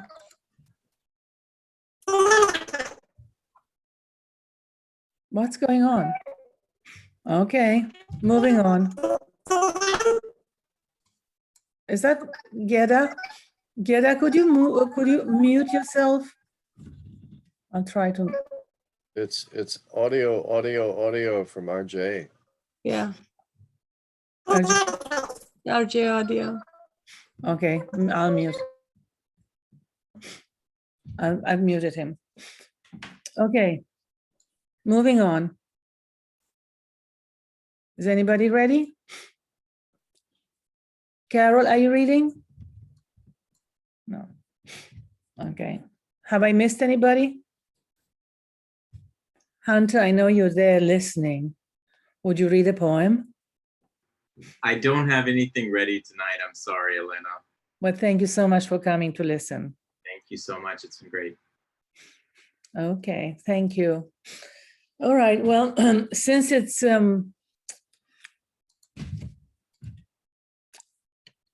Earth Day next week, right? I'll do my one, all drains lead to the ocean. Down by the water, under a storm, clear blue skies, crisp, clean air, and the purest waves hurrying to meet the shore. But the shore is sluggish, overloaded by all the debris washed away from the cities. Everything that everyone throws away soon will be eaten by fish. Styrofoam cups depleting our ozone layer, unrecycled plastic bottles taking forever to disintegrate, countless cigarette filters disposed of nonchalantly, Greenland and Antarctica ice caps melting rapidly, polar bears lost, our cities flooding, weather patterns changing everywhere, fires burning. I want to leave a great earth as a legacy to our children, to be enjoyed, not living in fear of the next natural disaster brought on by human indifference and ignorance. Climate change is real and is affecting everyone. All drains lead to the ocean. Thank you. Thank you. And now, Greg, can you take us with the Shakespeare sonnet? His birthday is after Earth Day. Yes, it is. It's one day after, isn't it? Yes. Am I unmuted? Yeah, we Yes. can hear you. All Yes. right. Many years ago, I toured with Sir Michael Redgrave in a play called Shakespeare's People. And in the play, there was only one sonnet that he recited. And it's this one, and of course it speaks of the month of April, which I cross-referenced to be dedicated to Shakespeare's birthday.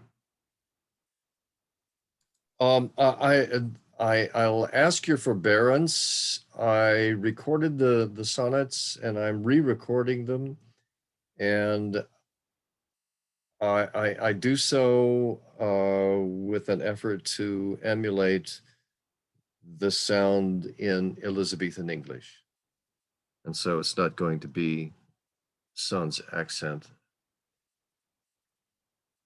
From you have I been absent in the spring, when proud-pied April, dressed in all his trim, hath put the spirit of youth in everything, that heavy Saturn laughed and leaped with him.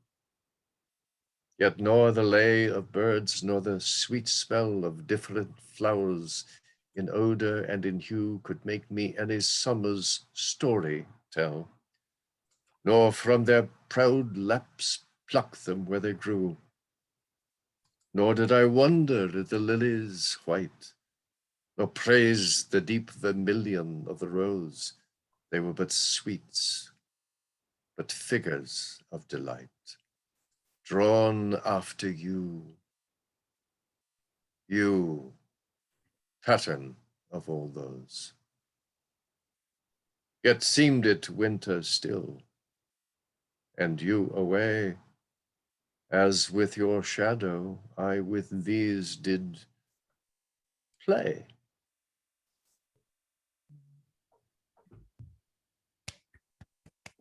Thank you, Greg. Thank you. Okay, James, James, do you have another? Well, let me read this one here, Taming the Sloth, because Tera came home one day and she'd been watching sloths all day. She says, I'm tired of watching sloths. So I picked up on it and I wrote a poem called Taming the Sloth. I don't know how long I can play with a sloth, how long I can wait to time his glide along the space no wider than his bulbous face, as if the air had softened long enough to slow each arm's motion to an easy slide, as if by committing each inch of leg to a longer stroll, he'd be cool and jived, just as we'd rehearsed for hours, if Slinky hitching up of knees to gather up his fur like bunched underwear. He's stalling now for the little push my hand decides to get a rhythm going, to quicken the pace, to push ahead just enough to score the next ride. How long can I stand the indifference of his cold stare burrowed into mine, as if he's judging a dance where no one commits to lead or count in step? I don't know how long he can lie in one place, cheering his lack of progress. Now he's rolling round to his spine, seeing the world from the bottom up, believing this is knowledge of a kind, having spent his clowning days hanging downward by his toes, trolling the uncertainties of ground, as if in giving up a life of swinging free across the long, thin avenue of sky, he could teach me need, the patience to dream, how to slouch into the future with the soft tongue peddling of my breath and a little push from behind.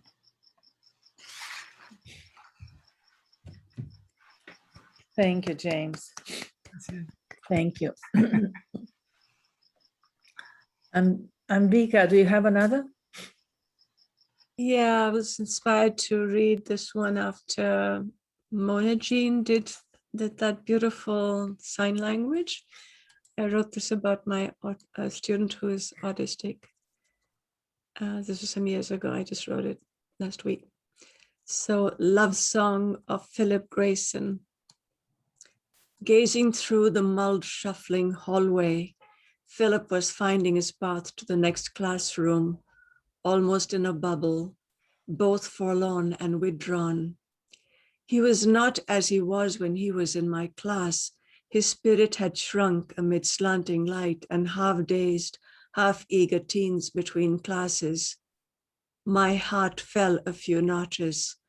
All I could recall were his shining eyes and joy at spirit of knowledge, his phrase, his creative project that was to be his dream. 5-foot Filipino, he'd bust it over eager on time. Even though in moments shy, Philip would always step into the fray to do his part. It was an art. He walked to the front of the classroom. He looked at us all. He said his name. He said, I am autistic. He said, my topic is spirit of knowledge. His inspiration infused the 28th seat, room H116. On the day of the big presentation, he showed us paintings he had made to depict a student's growth. His eyes shone, hair alive as his smile. He described each painting in sequence, one by one. I wondered if he were to build a site to share with the world. Yes, spiritofknowledge.com it would be, to goad young artists utterly withdrawn in a world of rhythm all their own, to which few are privy. His shadow trails in these halls, something dissolved into nebula. I wished to see his light again. Each time he passed by, he would look down, away, and disappear. In breaking chaos of these days, I wish Philip uncover his light to water oncoming years with presence, even if intermittent, longing unheeded, a glowworm. Wings of freedom walk through shadows, smiling as if sky were never lost. Thank you. Beautiful. Thank you. Margo, do you have another? Yes, I do. Yes, I do. Hello again, Elena. The light is coming. It's beginning to be morning here. Hello. I can tell you exactly what the temperature is in Paris. Oh, thank you. I need to know that. It's cold. It's been cold this week, actually. It is 39 degrees. Ouch. Okay. Time to put my warmies on. It's going to get up to 57 today. I'll wait for that to stick my nose out the door. I'm going to read a poem from the book that is going to be published by Salmon Poetry, the publisher that James Ragan and I share. It's a ghazal, and it begins with this epigraph: handprints in ancient cave art were left by women. National Geographic. If the new animal voice cries for my empty bed, hear me. If a wide red wing climbing my cotton gown stills me, hear me. If wars and blue tongues of the night-scarved crows admit what our mothers pretend to forget, will you hear me? When wild horsemen sketched beast men, drawn by girls afraid to tell secrets to their mothers, filled caves, did you hear me? Secrets spread in menstrual reds on a cave's inner walls. Did the hills listen? Did you hear me? My bed of old bloods has slept through dreams and revenants. One sky's thickened milk fills silence. Hear me. Silk-tongued as that hour ahead of our last summers. Leaves handprints, tears the riddles open. Hear me. If the smallest hands, if the last birds, if one unborn poem spills just a little sky, we were not killed, we're born. Mother, hear me.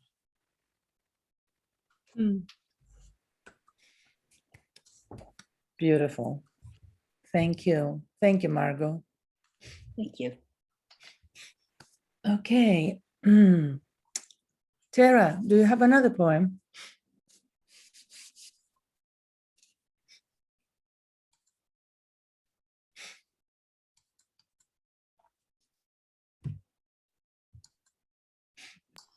Apologies, shifting around. I think It's okay. I have one. There are those moments where you become accustomed to seeing someone over and over in your daily life, and then when they're not there, there's that moment where you realize, oh, something's different, something's changed. And so it's one of those poems that I had to write about this painter that was on the Charles Bridge in Prague. And you couldn't walk past him without noticing him because he would wear devil's horns and hiss at you as you walk past. So it wasn't a very good business strategy because he was trying to sell his art on the bridge. And then I just realized that he wasn't there anymore. And it was this weird loss, this weird feeling of something's not right. So I dedicated this poem to him and to all of you artists, because it's the little things that we notice every day that then inspire us to write. So the painter on the Charles Bridge. We thought he was a sweat stain upon the rim stones that bridge across Charles Bridge, his leathered skin as red as the eyes of pigeons that burrow among the breadcrumbs on his cobbled mattress.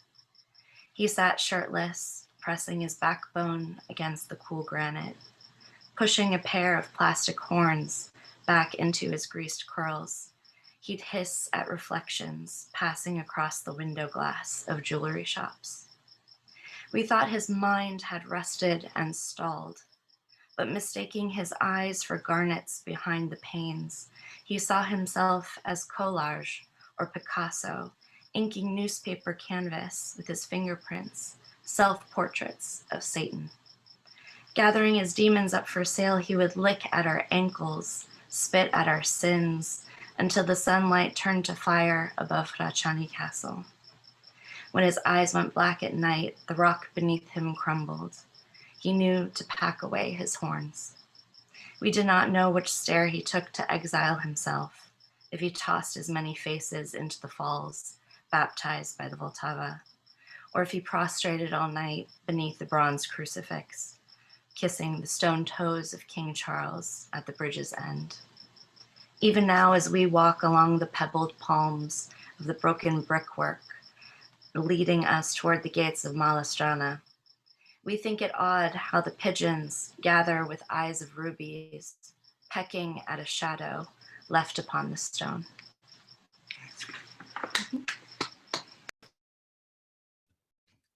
Thank you. Thank you, Mara. Lee, do you have another?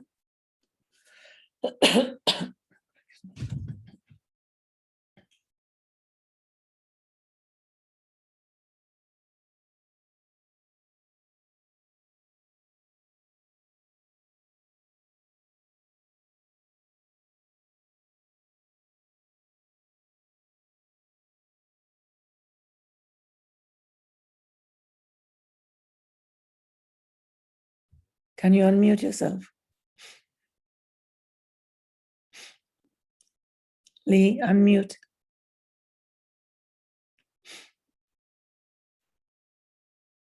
Lee, there you go. Sorry about that. That's okay. Let me start over.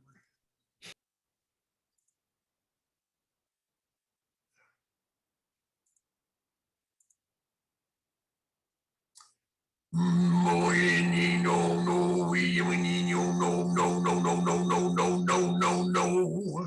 I'm sitting on the dark side, trying to see the bright side. Could you send some of that Jesus to me?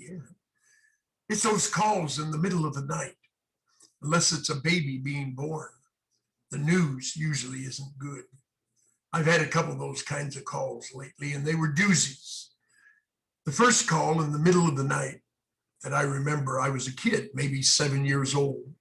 Phone rang around 3 a.m. I could hear Mom answer. Then I could hear her crying. Soon she entered our room. Get up, boys. Still crying, she told us the sad news. Grandpa's died. Get ready, we're going to LA. I cried. I loved my great-grandpa King. He was in his 90s. The news wasn't surprising. I loved watching him in the early mornings in Arcadia from the outdoor screen room where we boys would sleep when visiting from up north. He would step out the kitchen door with Ruff, his chow dog, and a bucket of garbage from the day before, and walk across in front of where we were watching from through the screen. He'd walk to the South 40, the vacant lot the family also owned next door. He'd bury the garbage and come back. He looked a little like Mark Twain, and in fact, had actually met Samuel Clemens on the Missouri riverboat they both worked on for a stint. I was sitting at great-grandpa King's feet when he told me what he was doing on the day Abraham Lincoln was shot. He was playing baseball at the age of 13. And we played barehanded, he said. We didn't use gloves like they do now. My grandma, his daughter, had a little 10-inch Philco TV in the early 50s, and they played lots of cowboy movies, even the silent ones back then. Grandpa King would see the cowboys riding towards us on the Philco and get up and go to the big bay window so we could watch them ride by. I really loved my great-grandpa King. Through sincere tears, I asked, "When did Grandpa King die, Mom?" "Grandpa King? No, honey, it wasn't Grandpa King who died. It was Grandpa Kirk, my mother's dad." Suddenly I felt better. Then I felt guilty because I didn't feel as bad about Grandpa King, Kirk dying, who I loved, but didn't know Grandpa Kirk I loved, but I didn't know him well or feel close to him. He usually just wanted us outside or to be quiet so he could listen to the races at Santa Anita on the radio. Paris, 4:30 in the morning, May 21st, 2017. We've been in France 6 weeks and are to catch a plane at 11:30 that morning. The phone in the little apartment in the Epinette rings. It's our neighbor, Jean-Francois, who lives just up the street from us in Los Angeles, where it's about 2 p.m. in the afternoon.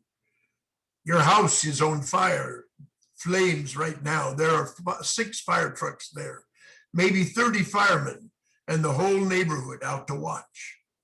Of course, then we had to wait to catch the plane and fly for 11 hours into tomorrow and get there the next afternoon to witness the devastation and ruin of a place Sophie and I have lived in together for 10 of the 37 years that I've lived there.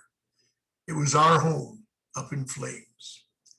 Months have gone by the insurance, the lawyer, the contractor, not enough money, etc. After 3 years and lots of stress, we're back home again.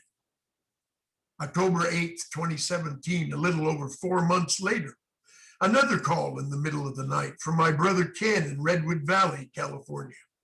We're in a ring of fire and we're being evacuated. I eagerly await more news of my other 2 brothers, their homes and families, the Fry Winery, our dearest family and friends. Later, Ken calls to tell me there's nothing left of his beautiful and wonderful animal sanctuary and main family gathering place in heaven on earth. Nothing left but the ashes in the well. Hundreds of homes wiped out, even down in Santa Rosa and as far north as Willits and including Potter Valley, just etc. So many stories of daring and barely escapes and of sad deaths and maimings. I have 3 brothers and their families in Redwood Valley. They live within 5 miles of each other. We came within a few feet of all 4 of us having our homes burned down that year. The Fry Winery, Moore family, burned out, and nearly all the homes gone except the big house at the winery. We sit on the ridge, once the lawn, near the ash of the children's swings. The little Buddha shrine garden survives. How easy to see them still, the swings, the house, the garden, the birds, the critters. A camping tent is put up where the screen room was. We sit outside at fire and look where once the house, a 1-room picker shack, converted into a comfortable home with a nice deck overlooking the creek, existed and thrived. The Civil War silverware under the bed has fallen into the ash and dust, covered in white plastic, awaiting abatement before salvage. The land looks so different since the firestorm, sounding like a jet engine with a train in front of it, denuded underbrush, blackened tree sticks, pines cut and laying about, piles of tin on ash, blackened, stench where the turkeys got cooked, the land exposed by fire, the pond closer now without foliage, creek bed covered in straw and white plastic.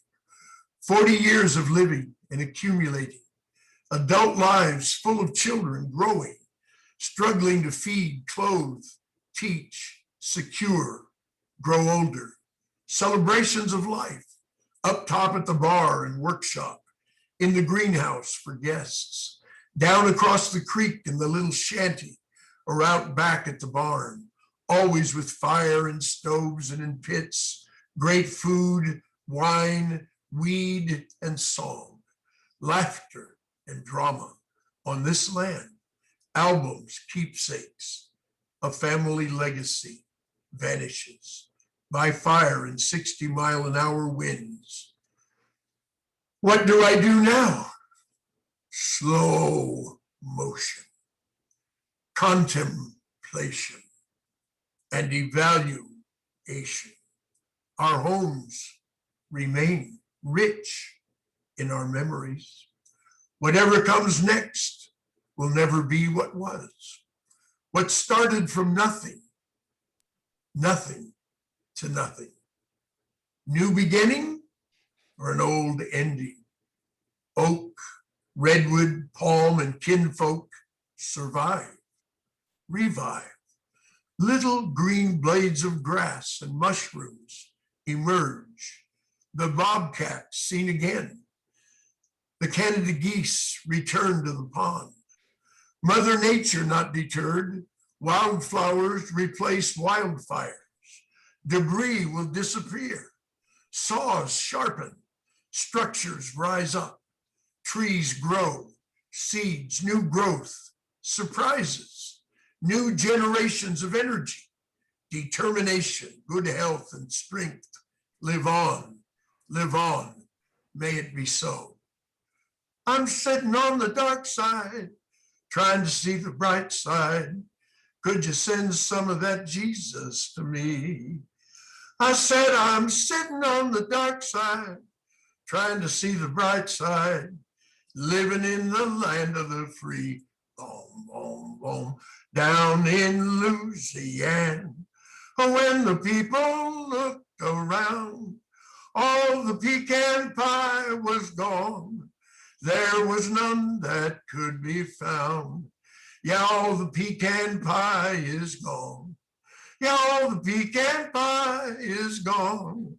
When I looked around, none could be found. all the pecan pie was gone. I always had me a home, but now my home is gone. And when the saints come marching in, they're gonna be wanting to eat some again. But all the pecan pie is gone. Yeah, all the pecan pie is gone. Away we looked around, none could be found. All the pecan pie is gone.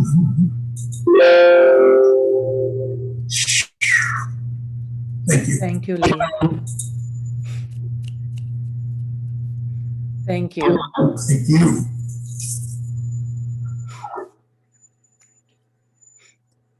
Okay.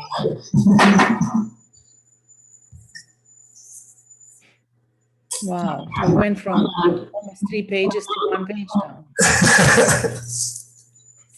So, Paul, do you have another short poem?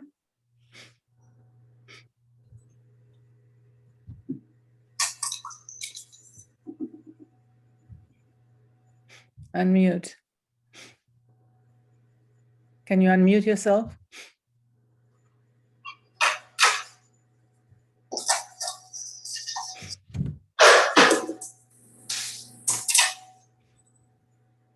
Paul, unmute. You have to unmute, Paul. Unmute. Okay, how's that? Working Good. now. Good. Okay.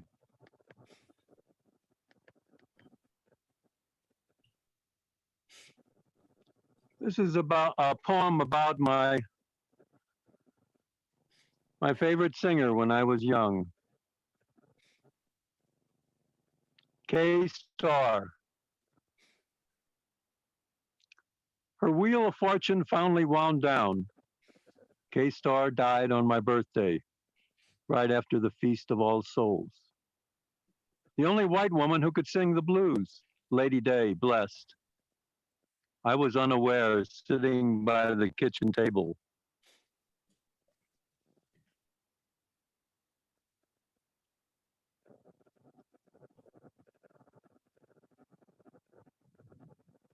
Cheering on my favorites as they ascended the charts, I kept my own day-to-day tally. Joe Stafford often climbed with little difficulty. This was the 50s, the war mostly forgotten.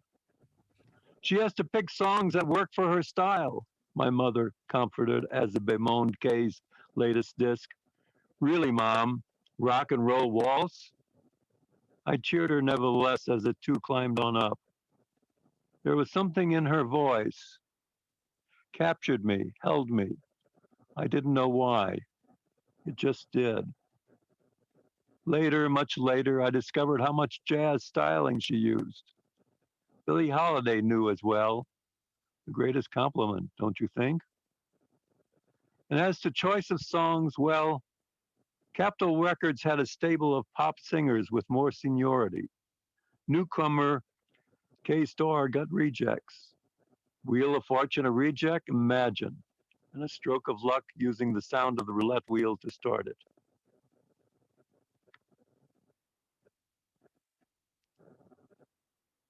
College and graduate school invaded my life with new cares, new songs, and I explored sex and drugs and rock and roll.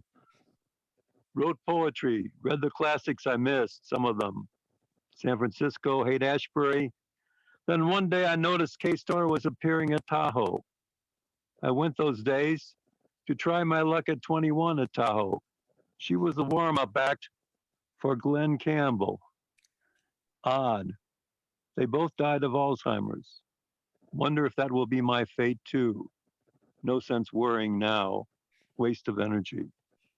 I went backstage, and while Glenn was performing, I had 45 minutes with Star. Now, if you ever get 45 minutes with a person you have always admired, even worshipped as a true star, what do you talk about? Thank you. Thank you. Thank you, Paul. Gedda, do you have another poem?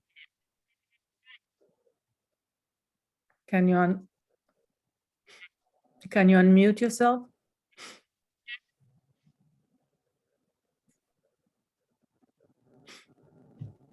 Can you unmute? Ask to unmute. Oh.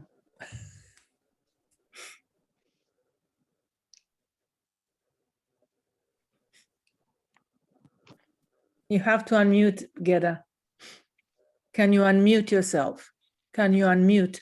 Press the unmute button. I can't hear you.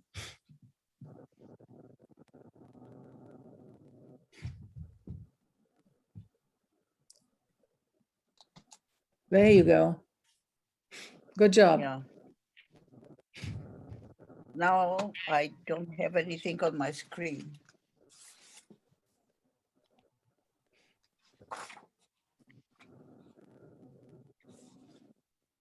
So, All right. by the way, Gedda was born in Shanghai. No, in Harbin. Oh, sorry. But you lived in Shanghai. During World War II, yes. That's what I'm writing about now. Where else did you live? Okay. Okay. All right.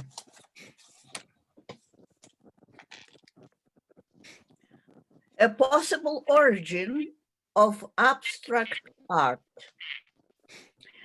One summer morning, an artist in his prime, dressed naughtily in light beige pants and shirt of greenish lime, walked briskly into his studio, where an apprentice in the middle of his work on a large canvas has stepped away but left his palette with fresh paint on a stool nearby.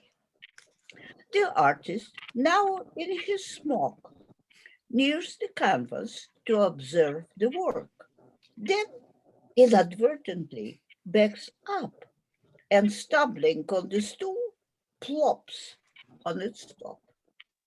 At this moment, the young apprentice has returned. He sees the vivid colors imprinted on his master's smock. The inspiration hits them both.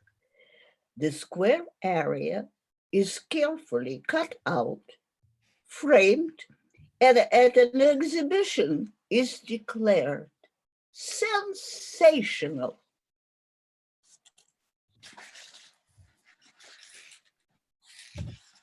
Thank you. Thank You're you, welcome. Gedda. It's so great to see you. Oh, same here, all of you. Okay. Absolutely, it's beautiful. And I haven't heard James for a while, so this is a treat for me too. Okay. Would anyone else like to? To you, it's good to hear you. Would anyone else like to do a poem before James closes the night? Margo? Greg? Greg? Now I'm unmuted. Yeah, I can do another one. Okay. It's from the same manuscript. Let me find. And then we go Margo and James. Ooh.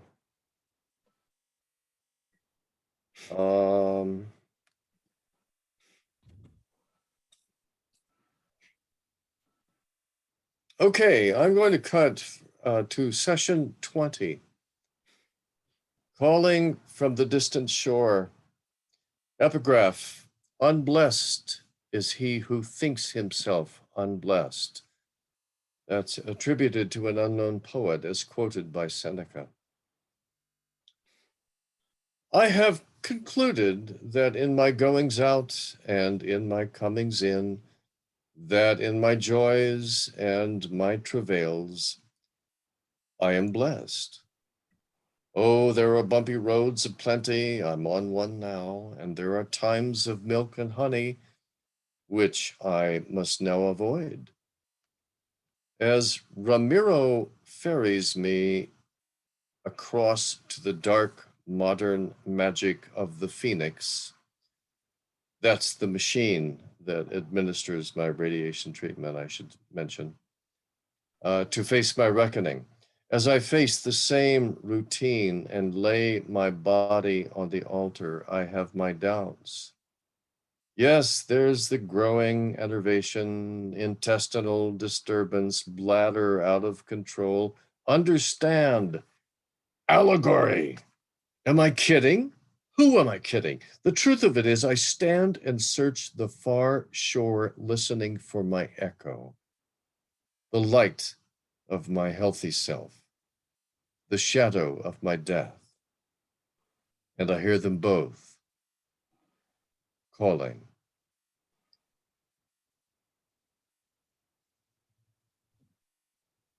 Thank you, Greg. Thank you.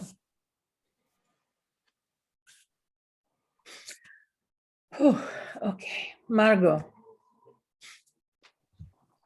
Thank you. And thank you, Greg. I think we are speaking of the bodies tonight. This is from my last book from Glasslyre Press, Before the Drought, and it's called Here Is My Body. Invisible on our lake, our dreamscape, the old blue heron lands. Beak of my hunger, beak of her hunger, beak of her mothering. Mother me, I say. I'm her body of surrender waiting. I'm her body of hunger waiting. Her body of danger waiting under the 5 million starfall night. Mother, I cry. You promised kinder dreams. You promised sleep. Be kind, you said, before you surrendered, before you climbed the starfall. This night won't last, you said. I'm the heron, I'm the lake at peace. Our vine leads to you, you said. Your body of surrender waiting. I whisper, the blue heron will feed us. Blue dawn will delete us. Peace, our bodies will sleep. Our danger will sleep. I will love you, you said. That was my promise before. Our lake waits. Don't cry, I said. Here is my body, I said. Sleep. The hungry beaks will feed, even sparrows, winged ones. Our old promise is kept this night. This dangerous, last, mothering us night. Thank you. Beautiful. Thank you so much. Thank you, Elena. And thank you, Jim. It's so good to see you again. You too, Margo. Thank you. Am I on? Thank you. Yes. Yes. And let's hear Jim now. Well, this is a poem I was asked to, I was commissioned to write this. It was the first anniversary of the 9/11. And I flew to New York to go to this area and watched, and the smoke was still coming out of the ground, and the blue laser lights to the sky. And the irony is that the Twin Towers are on the streets of Liberty and Church Streets. That was actually the names of the streets. So this is dedicated to the 3,025 dead.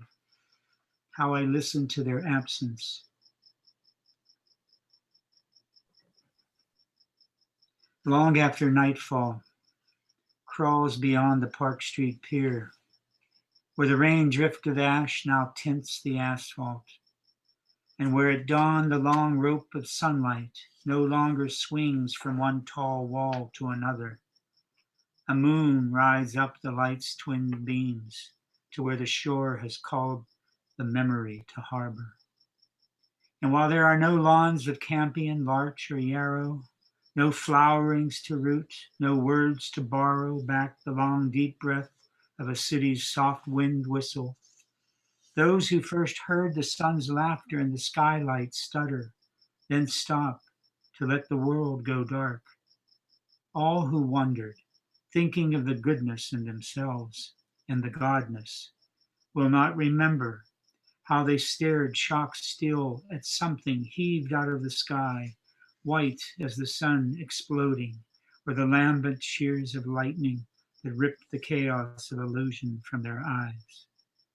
For months I could not walk to see the still crane spooning forth the bone's debris against the moon's translucence. I could not hear the voices in the buried fire, candle to be extinguished. I could not listen to their absence. Once along the streets of Liberty and Church, I saw the girder's grid of steel leaning out like a mesh screen sculpture to where the digging must have wanted union with the soul's debris in some communal citizenry of sky. If I could join their flight, I would be a citizen of the leaves and fall greening skyward, lean as the stems of stars. I would be a citizen of water if I could bathe each window's reflection of the ground grave below with the image of 1,000 repeating spires. I would be a citizen of air to watch the wind's breath settle, as if I could spare the flights of souls their pluraled fall onto the spears of metal. But I have taken the lean bridge to darkness, walked like a thight-stilled spoonbill across the knuckle bones of faith, to cross a world of centuried indifference, and I have searched the avenues of alphabets to exorcise a concept, as if the word zero nullifies the sanctity of souls and the ground they inhabit. And while I have watched the floating crush of a tower's will, and seen from Washington to Pennsylvania fields how with the future there comes a birthing of remembrance, so profound the voices rise like crofts of swallows in a riot of flight. If I could seed these words into the language of choirs, I would be a citizen of the earth and crawl the moon's lit path to join a universe of hands in weeding out all boundaries. I would roil the lamps on all the curbs of Manhattan to light the streets we cross at Church and Liberty, on whose ground I find my peace, a footing I could not learn or teach until I listened to their absence and feared the loss of each.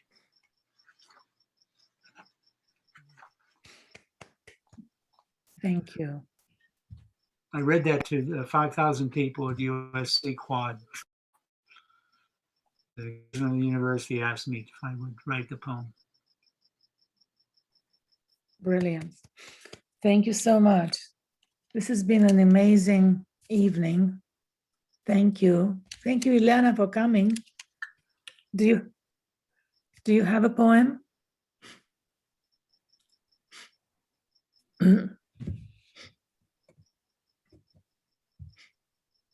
You have to unmute.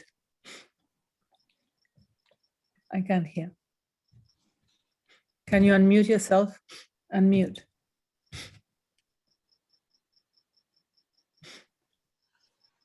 Okay.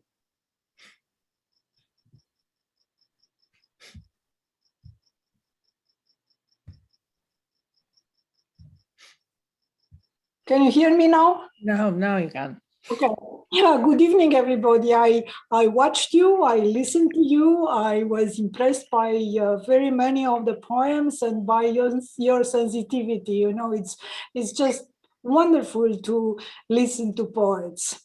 And I wanted to tell everybody that at an event that I organized about a poetess, the most important or one of the most important Romanian contemporary poet, her name is Ana Blandiana. I invited, among other people, there were 5, I think, of you, Elena to recite a poem. And she recited it extremely beautifully with lots of sensibility and lots of expression, to the point that the poet made a remark after that, number one, she felt Elena understood so well her poem, and she was kind of surprised and pleased that people who live in America can understand her poetry so well. And number 2 or number 1, let's say, she praised Elena for her way of reciting. Thank you. Thank you. It was a great reading. Yeah, and I think, did I show you the English version? Because I have now the English version of the book. I think, did I have it the last time? I don't remember. I don't think you did.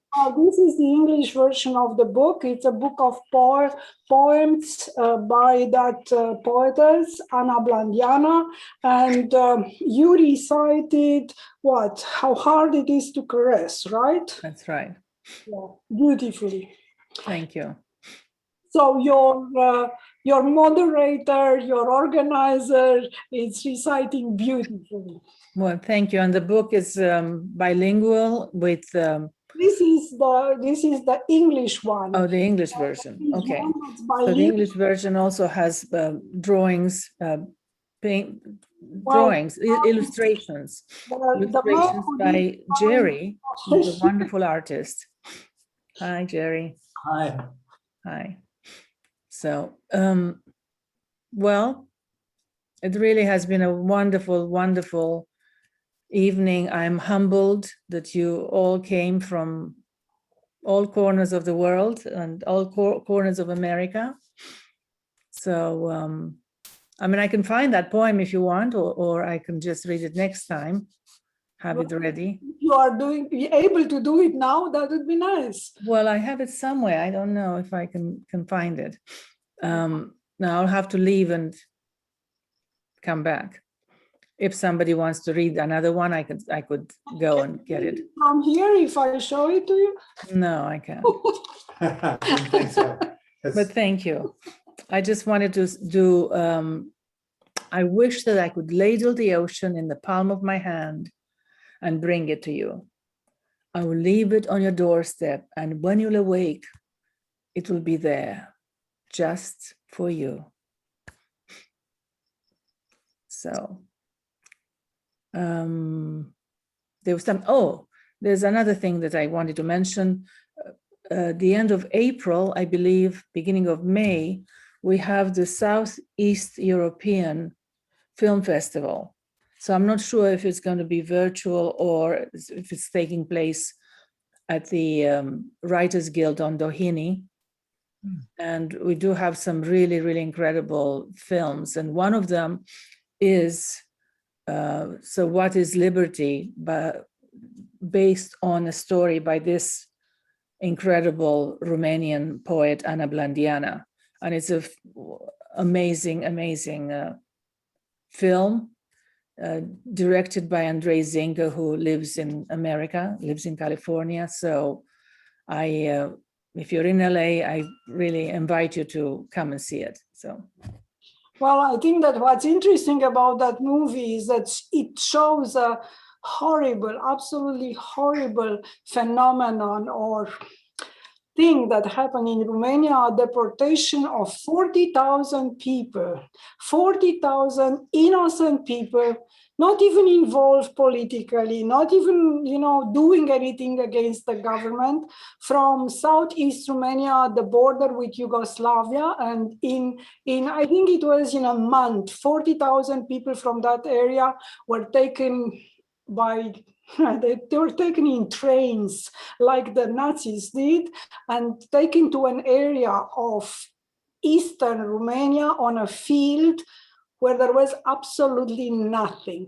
No water, no crops, no trees, no shade, nothing. So the movie is a story, it's a love story, and it's a story about a group of people. So he doesn't show the horrors of this deportation.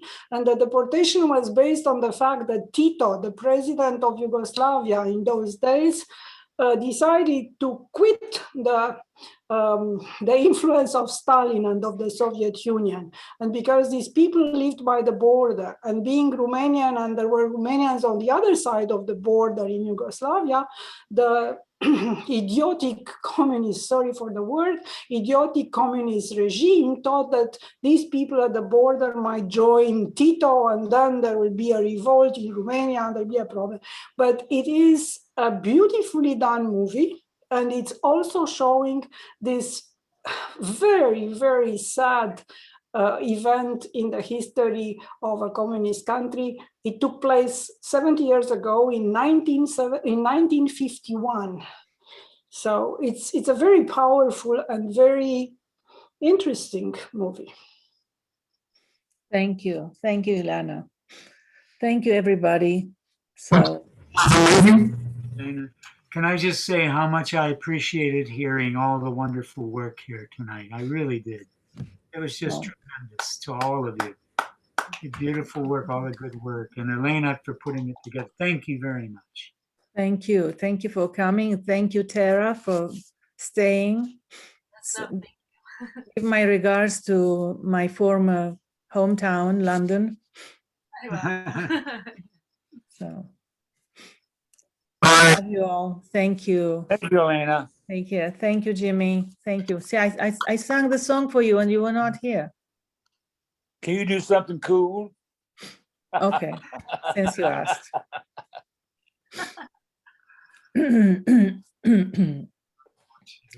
Something cool. I'd like to order something cool. It's so warm here in town and the heat gets me down. Yes, I'd like something cool.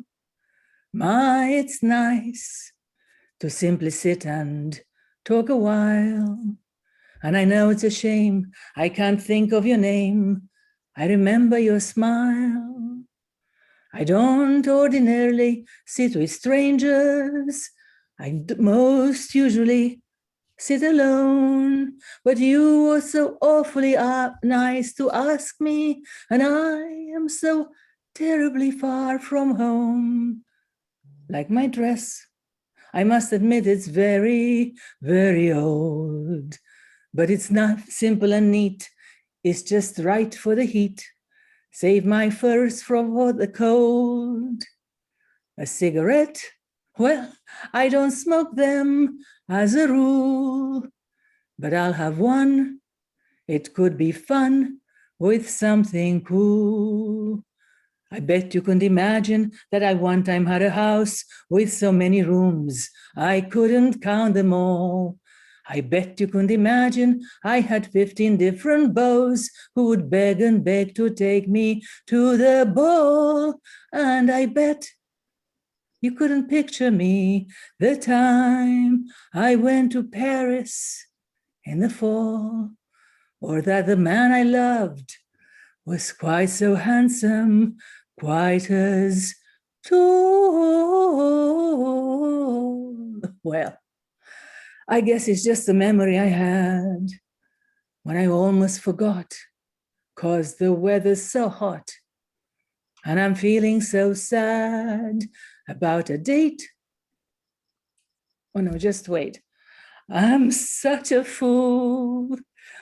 He's just a guy who stopped to buy me something cool. Oh, bravo. Thank you so much. Thank you. That's lovely. Thank you so much. Thank you. Well, sweet Thank you, dreams, Elena. everybody. Sorry. Good night to you all. Good night, Jim. Good night to all. I'm off to have Happy coffee. trails to Thank you, you. Jim. Margo, grand to see you. Thank you. Lovely. Take Thank care. Thank you so much. Gedda, Thank you. wonderful to see you. Mr. Ragan, delight to hear your work. Thank you so much. Ciao. Absolutely. Let's stay in touch, and we can do a moon picnic anytime. Social here. distancing moon picnic. Bye, Okay. Margo. Thank you. Bye. Thank you, Elena. Wonderful. Thank you, Ciao. Jimmy. Bye. Let me tell her something. So, Elena, so did- happy that you were here, Gedda. Thank you. Elena, Oh, thank you I didn't tell you, for asking me. I'm getting an award in Romania. They're going to honor me at the Vale Film Festival. in Oh, Romania. wow. Yes, for my contributions to film. And it's supposed to be this year, but they may have to do it virtually. And I asked them, maybe you should wait until next year so I could come, Right, right. you know, but it's a big honor. And I just want to let you know that. That I would have be great. a connection to Romania now, you know. So, okay. Well, thank you. Thank you so much. Hi, Sorry, Lois thank couldn't be So here. good to see you, Gedda. Thank you. Thank you, Lena. Thank you, Thank you, Jay. Gedda. You're wonderful. Thank you, Jim. You're Bye. wonderful. Thank you, Tera. Thank you, James. And I'm glad Margo asked you to sing that first song because I do remember it from last time. That's so good. Just the Right. beat of it. Well, we really have a love for Dori Previn, don't we, Margo? Yeah, no, that's good. Absolutely. He's great. Or he's great. Right. Wonderful. Bon. Allez. Bonne nuit. Bonne nuit. Or good Thank you. morning. Dis bonjour à Paris pour moi. D'accord, je ferai ça. Je me souviens bien de toi quand tu étais là. Fantastic. Allez. Thank you so much for being here. Thank you. Bye. Bye. Gedda, you did it. You're wonderful. How are you? Everybody else left. It's just you and me. Thank you so much for telling me about this event. Thank you for asking. I'll be perhaps Amanpour. Do you know about her, Christian Amanpour? Right. She's on KCG. Try her. She's fantastic. Oh, I love her. She has in. Huh? I Oh, love you know her. Yeah, I Yeah. love her. She's wonderful. Yeah. Yeah. Yeah. No, I've been following Oh, her. fantastic. Yeah. Yeah. Yeah. I've I've never been into politics as much as because of that monster we had for 4 years. It really shook me up. So I'm listening to some news now because he's still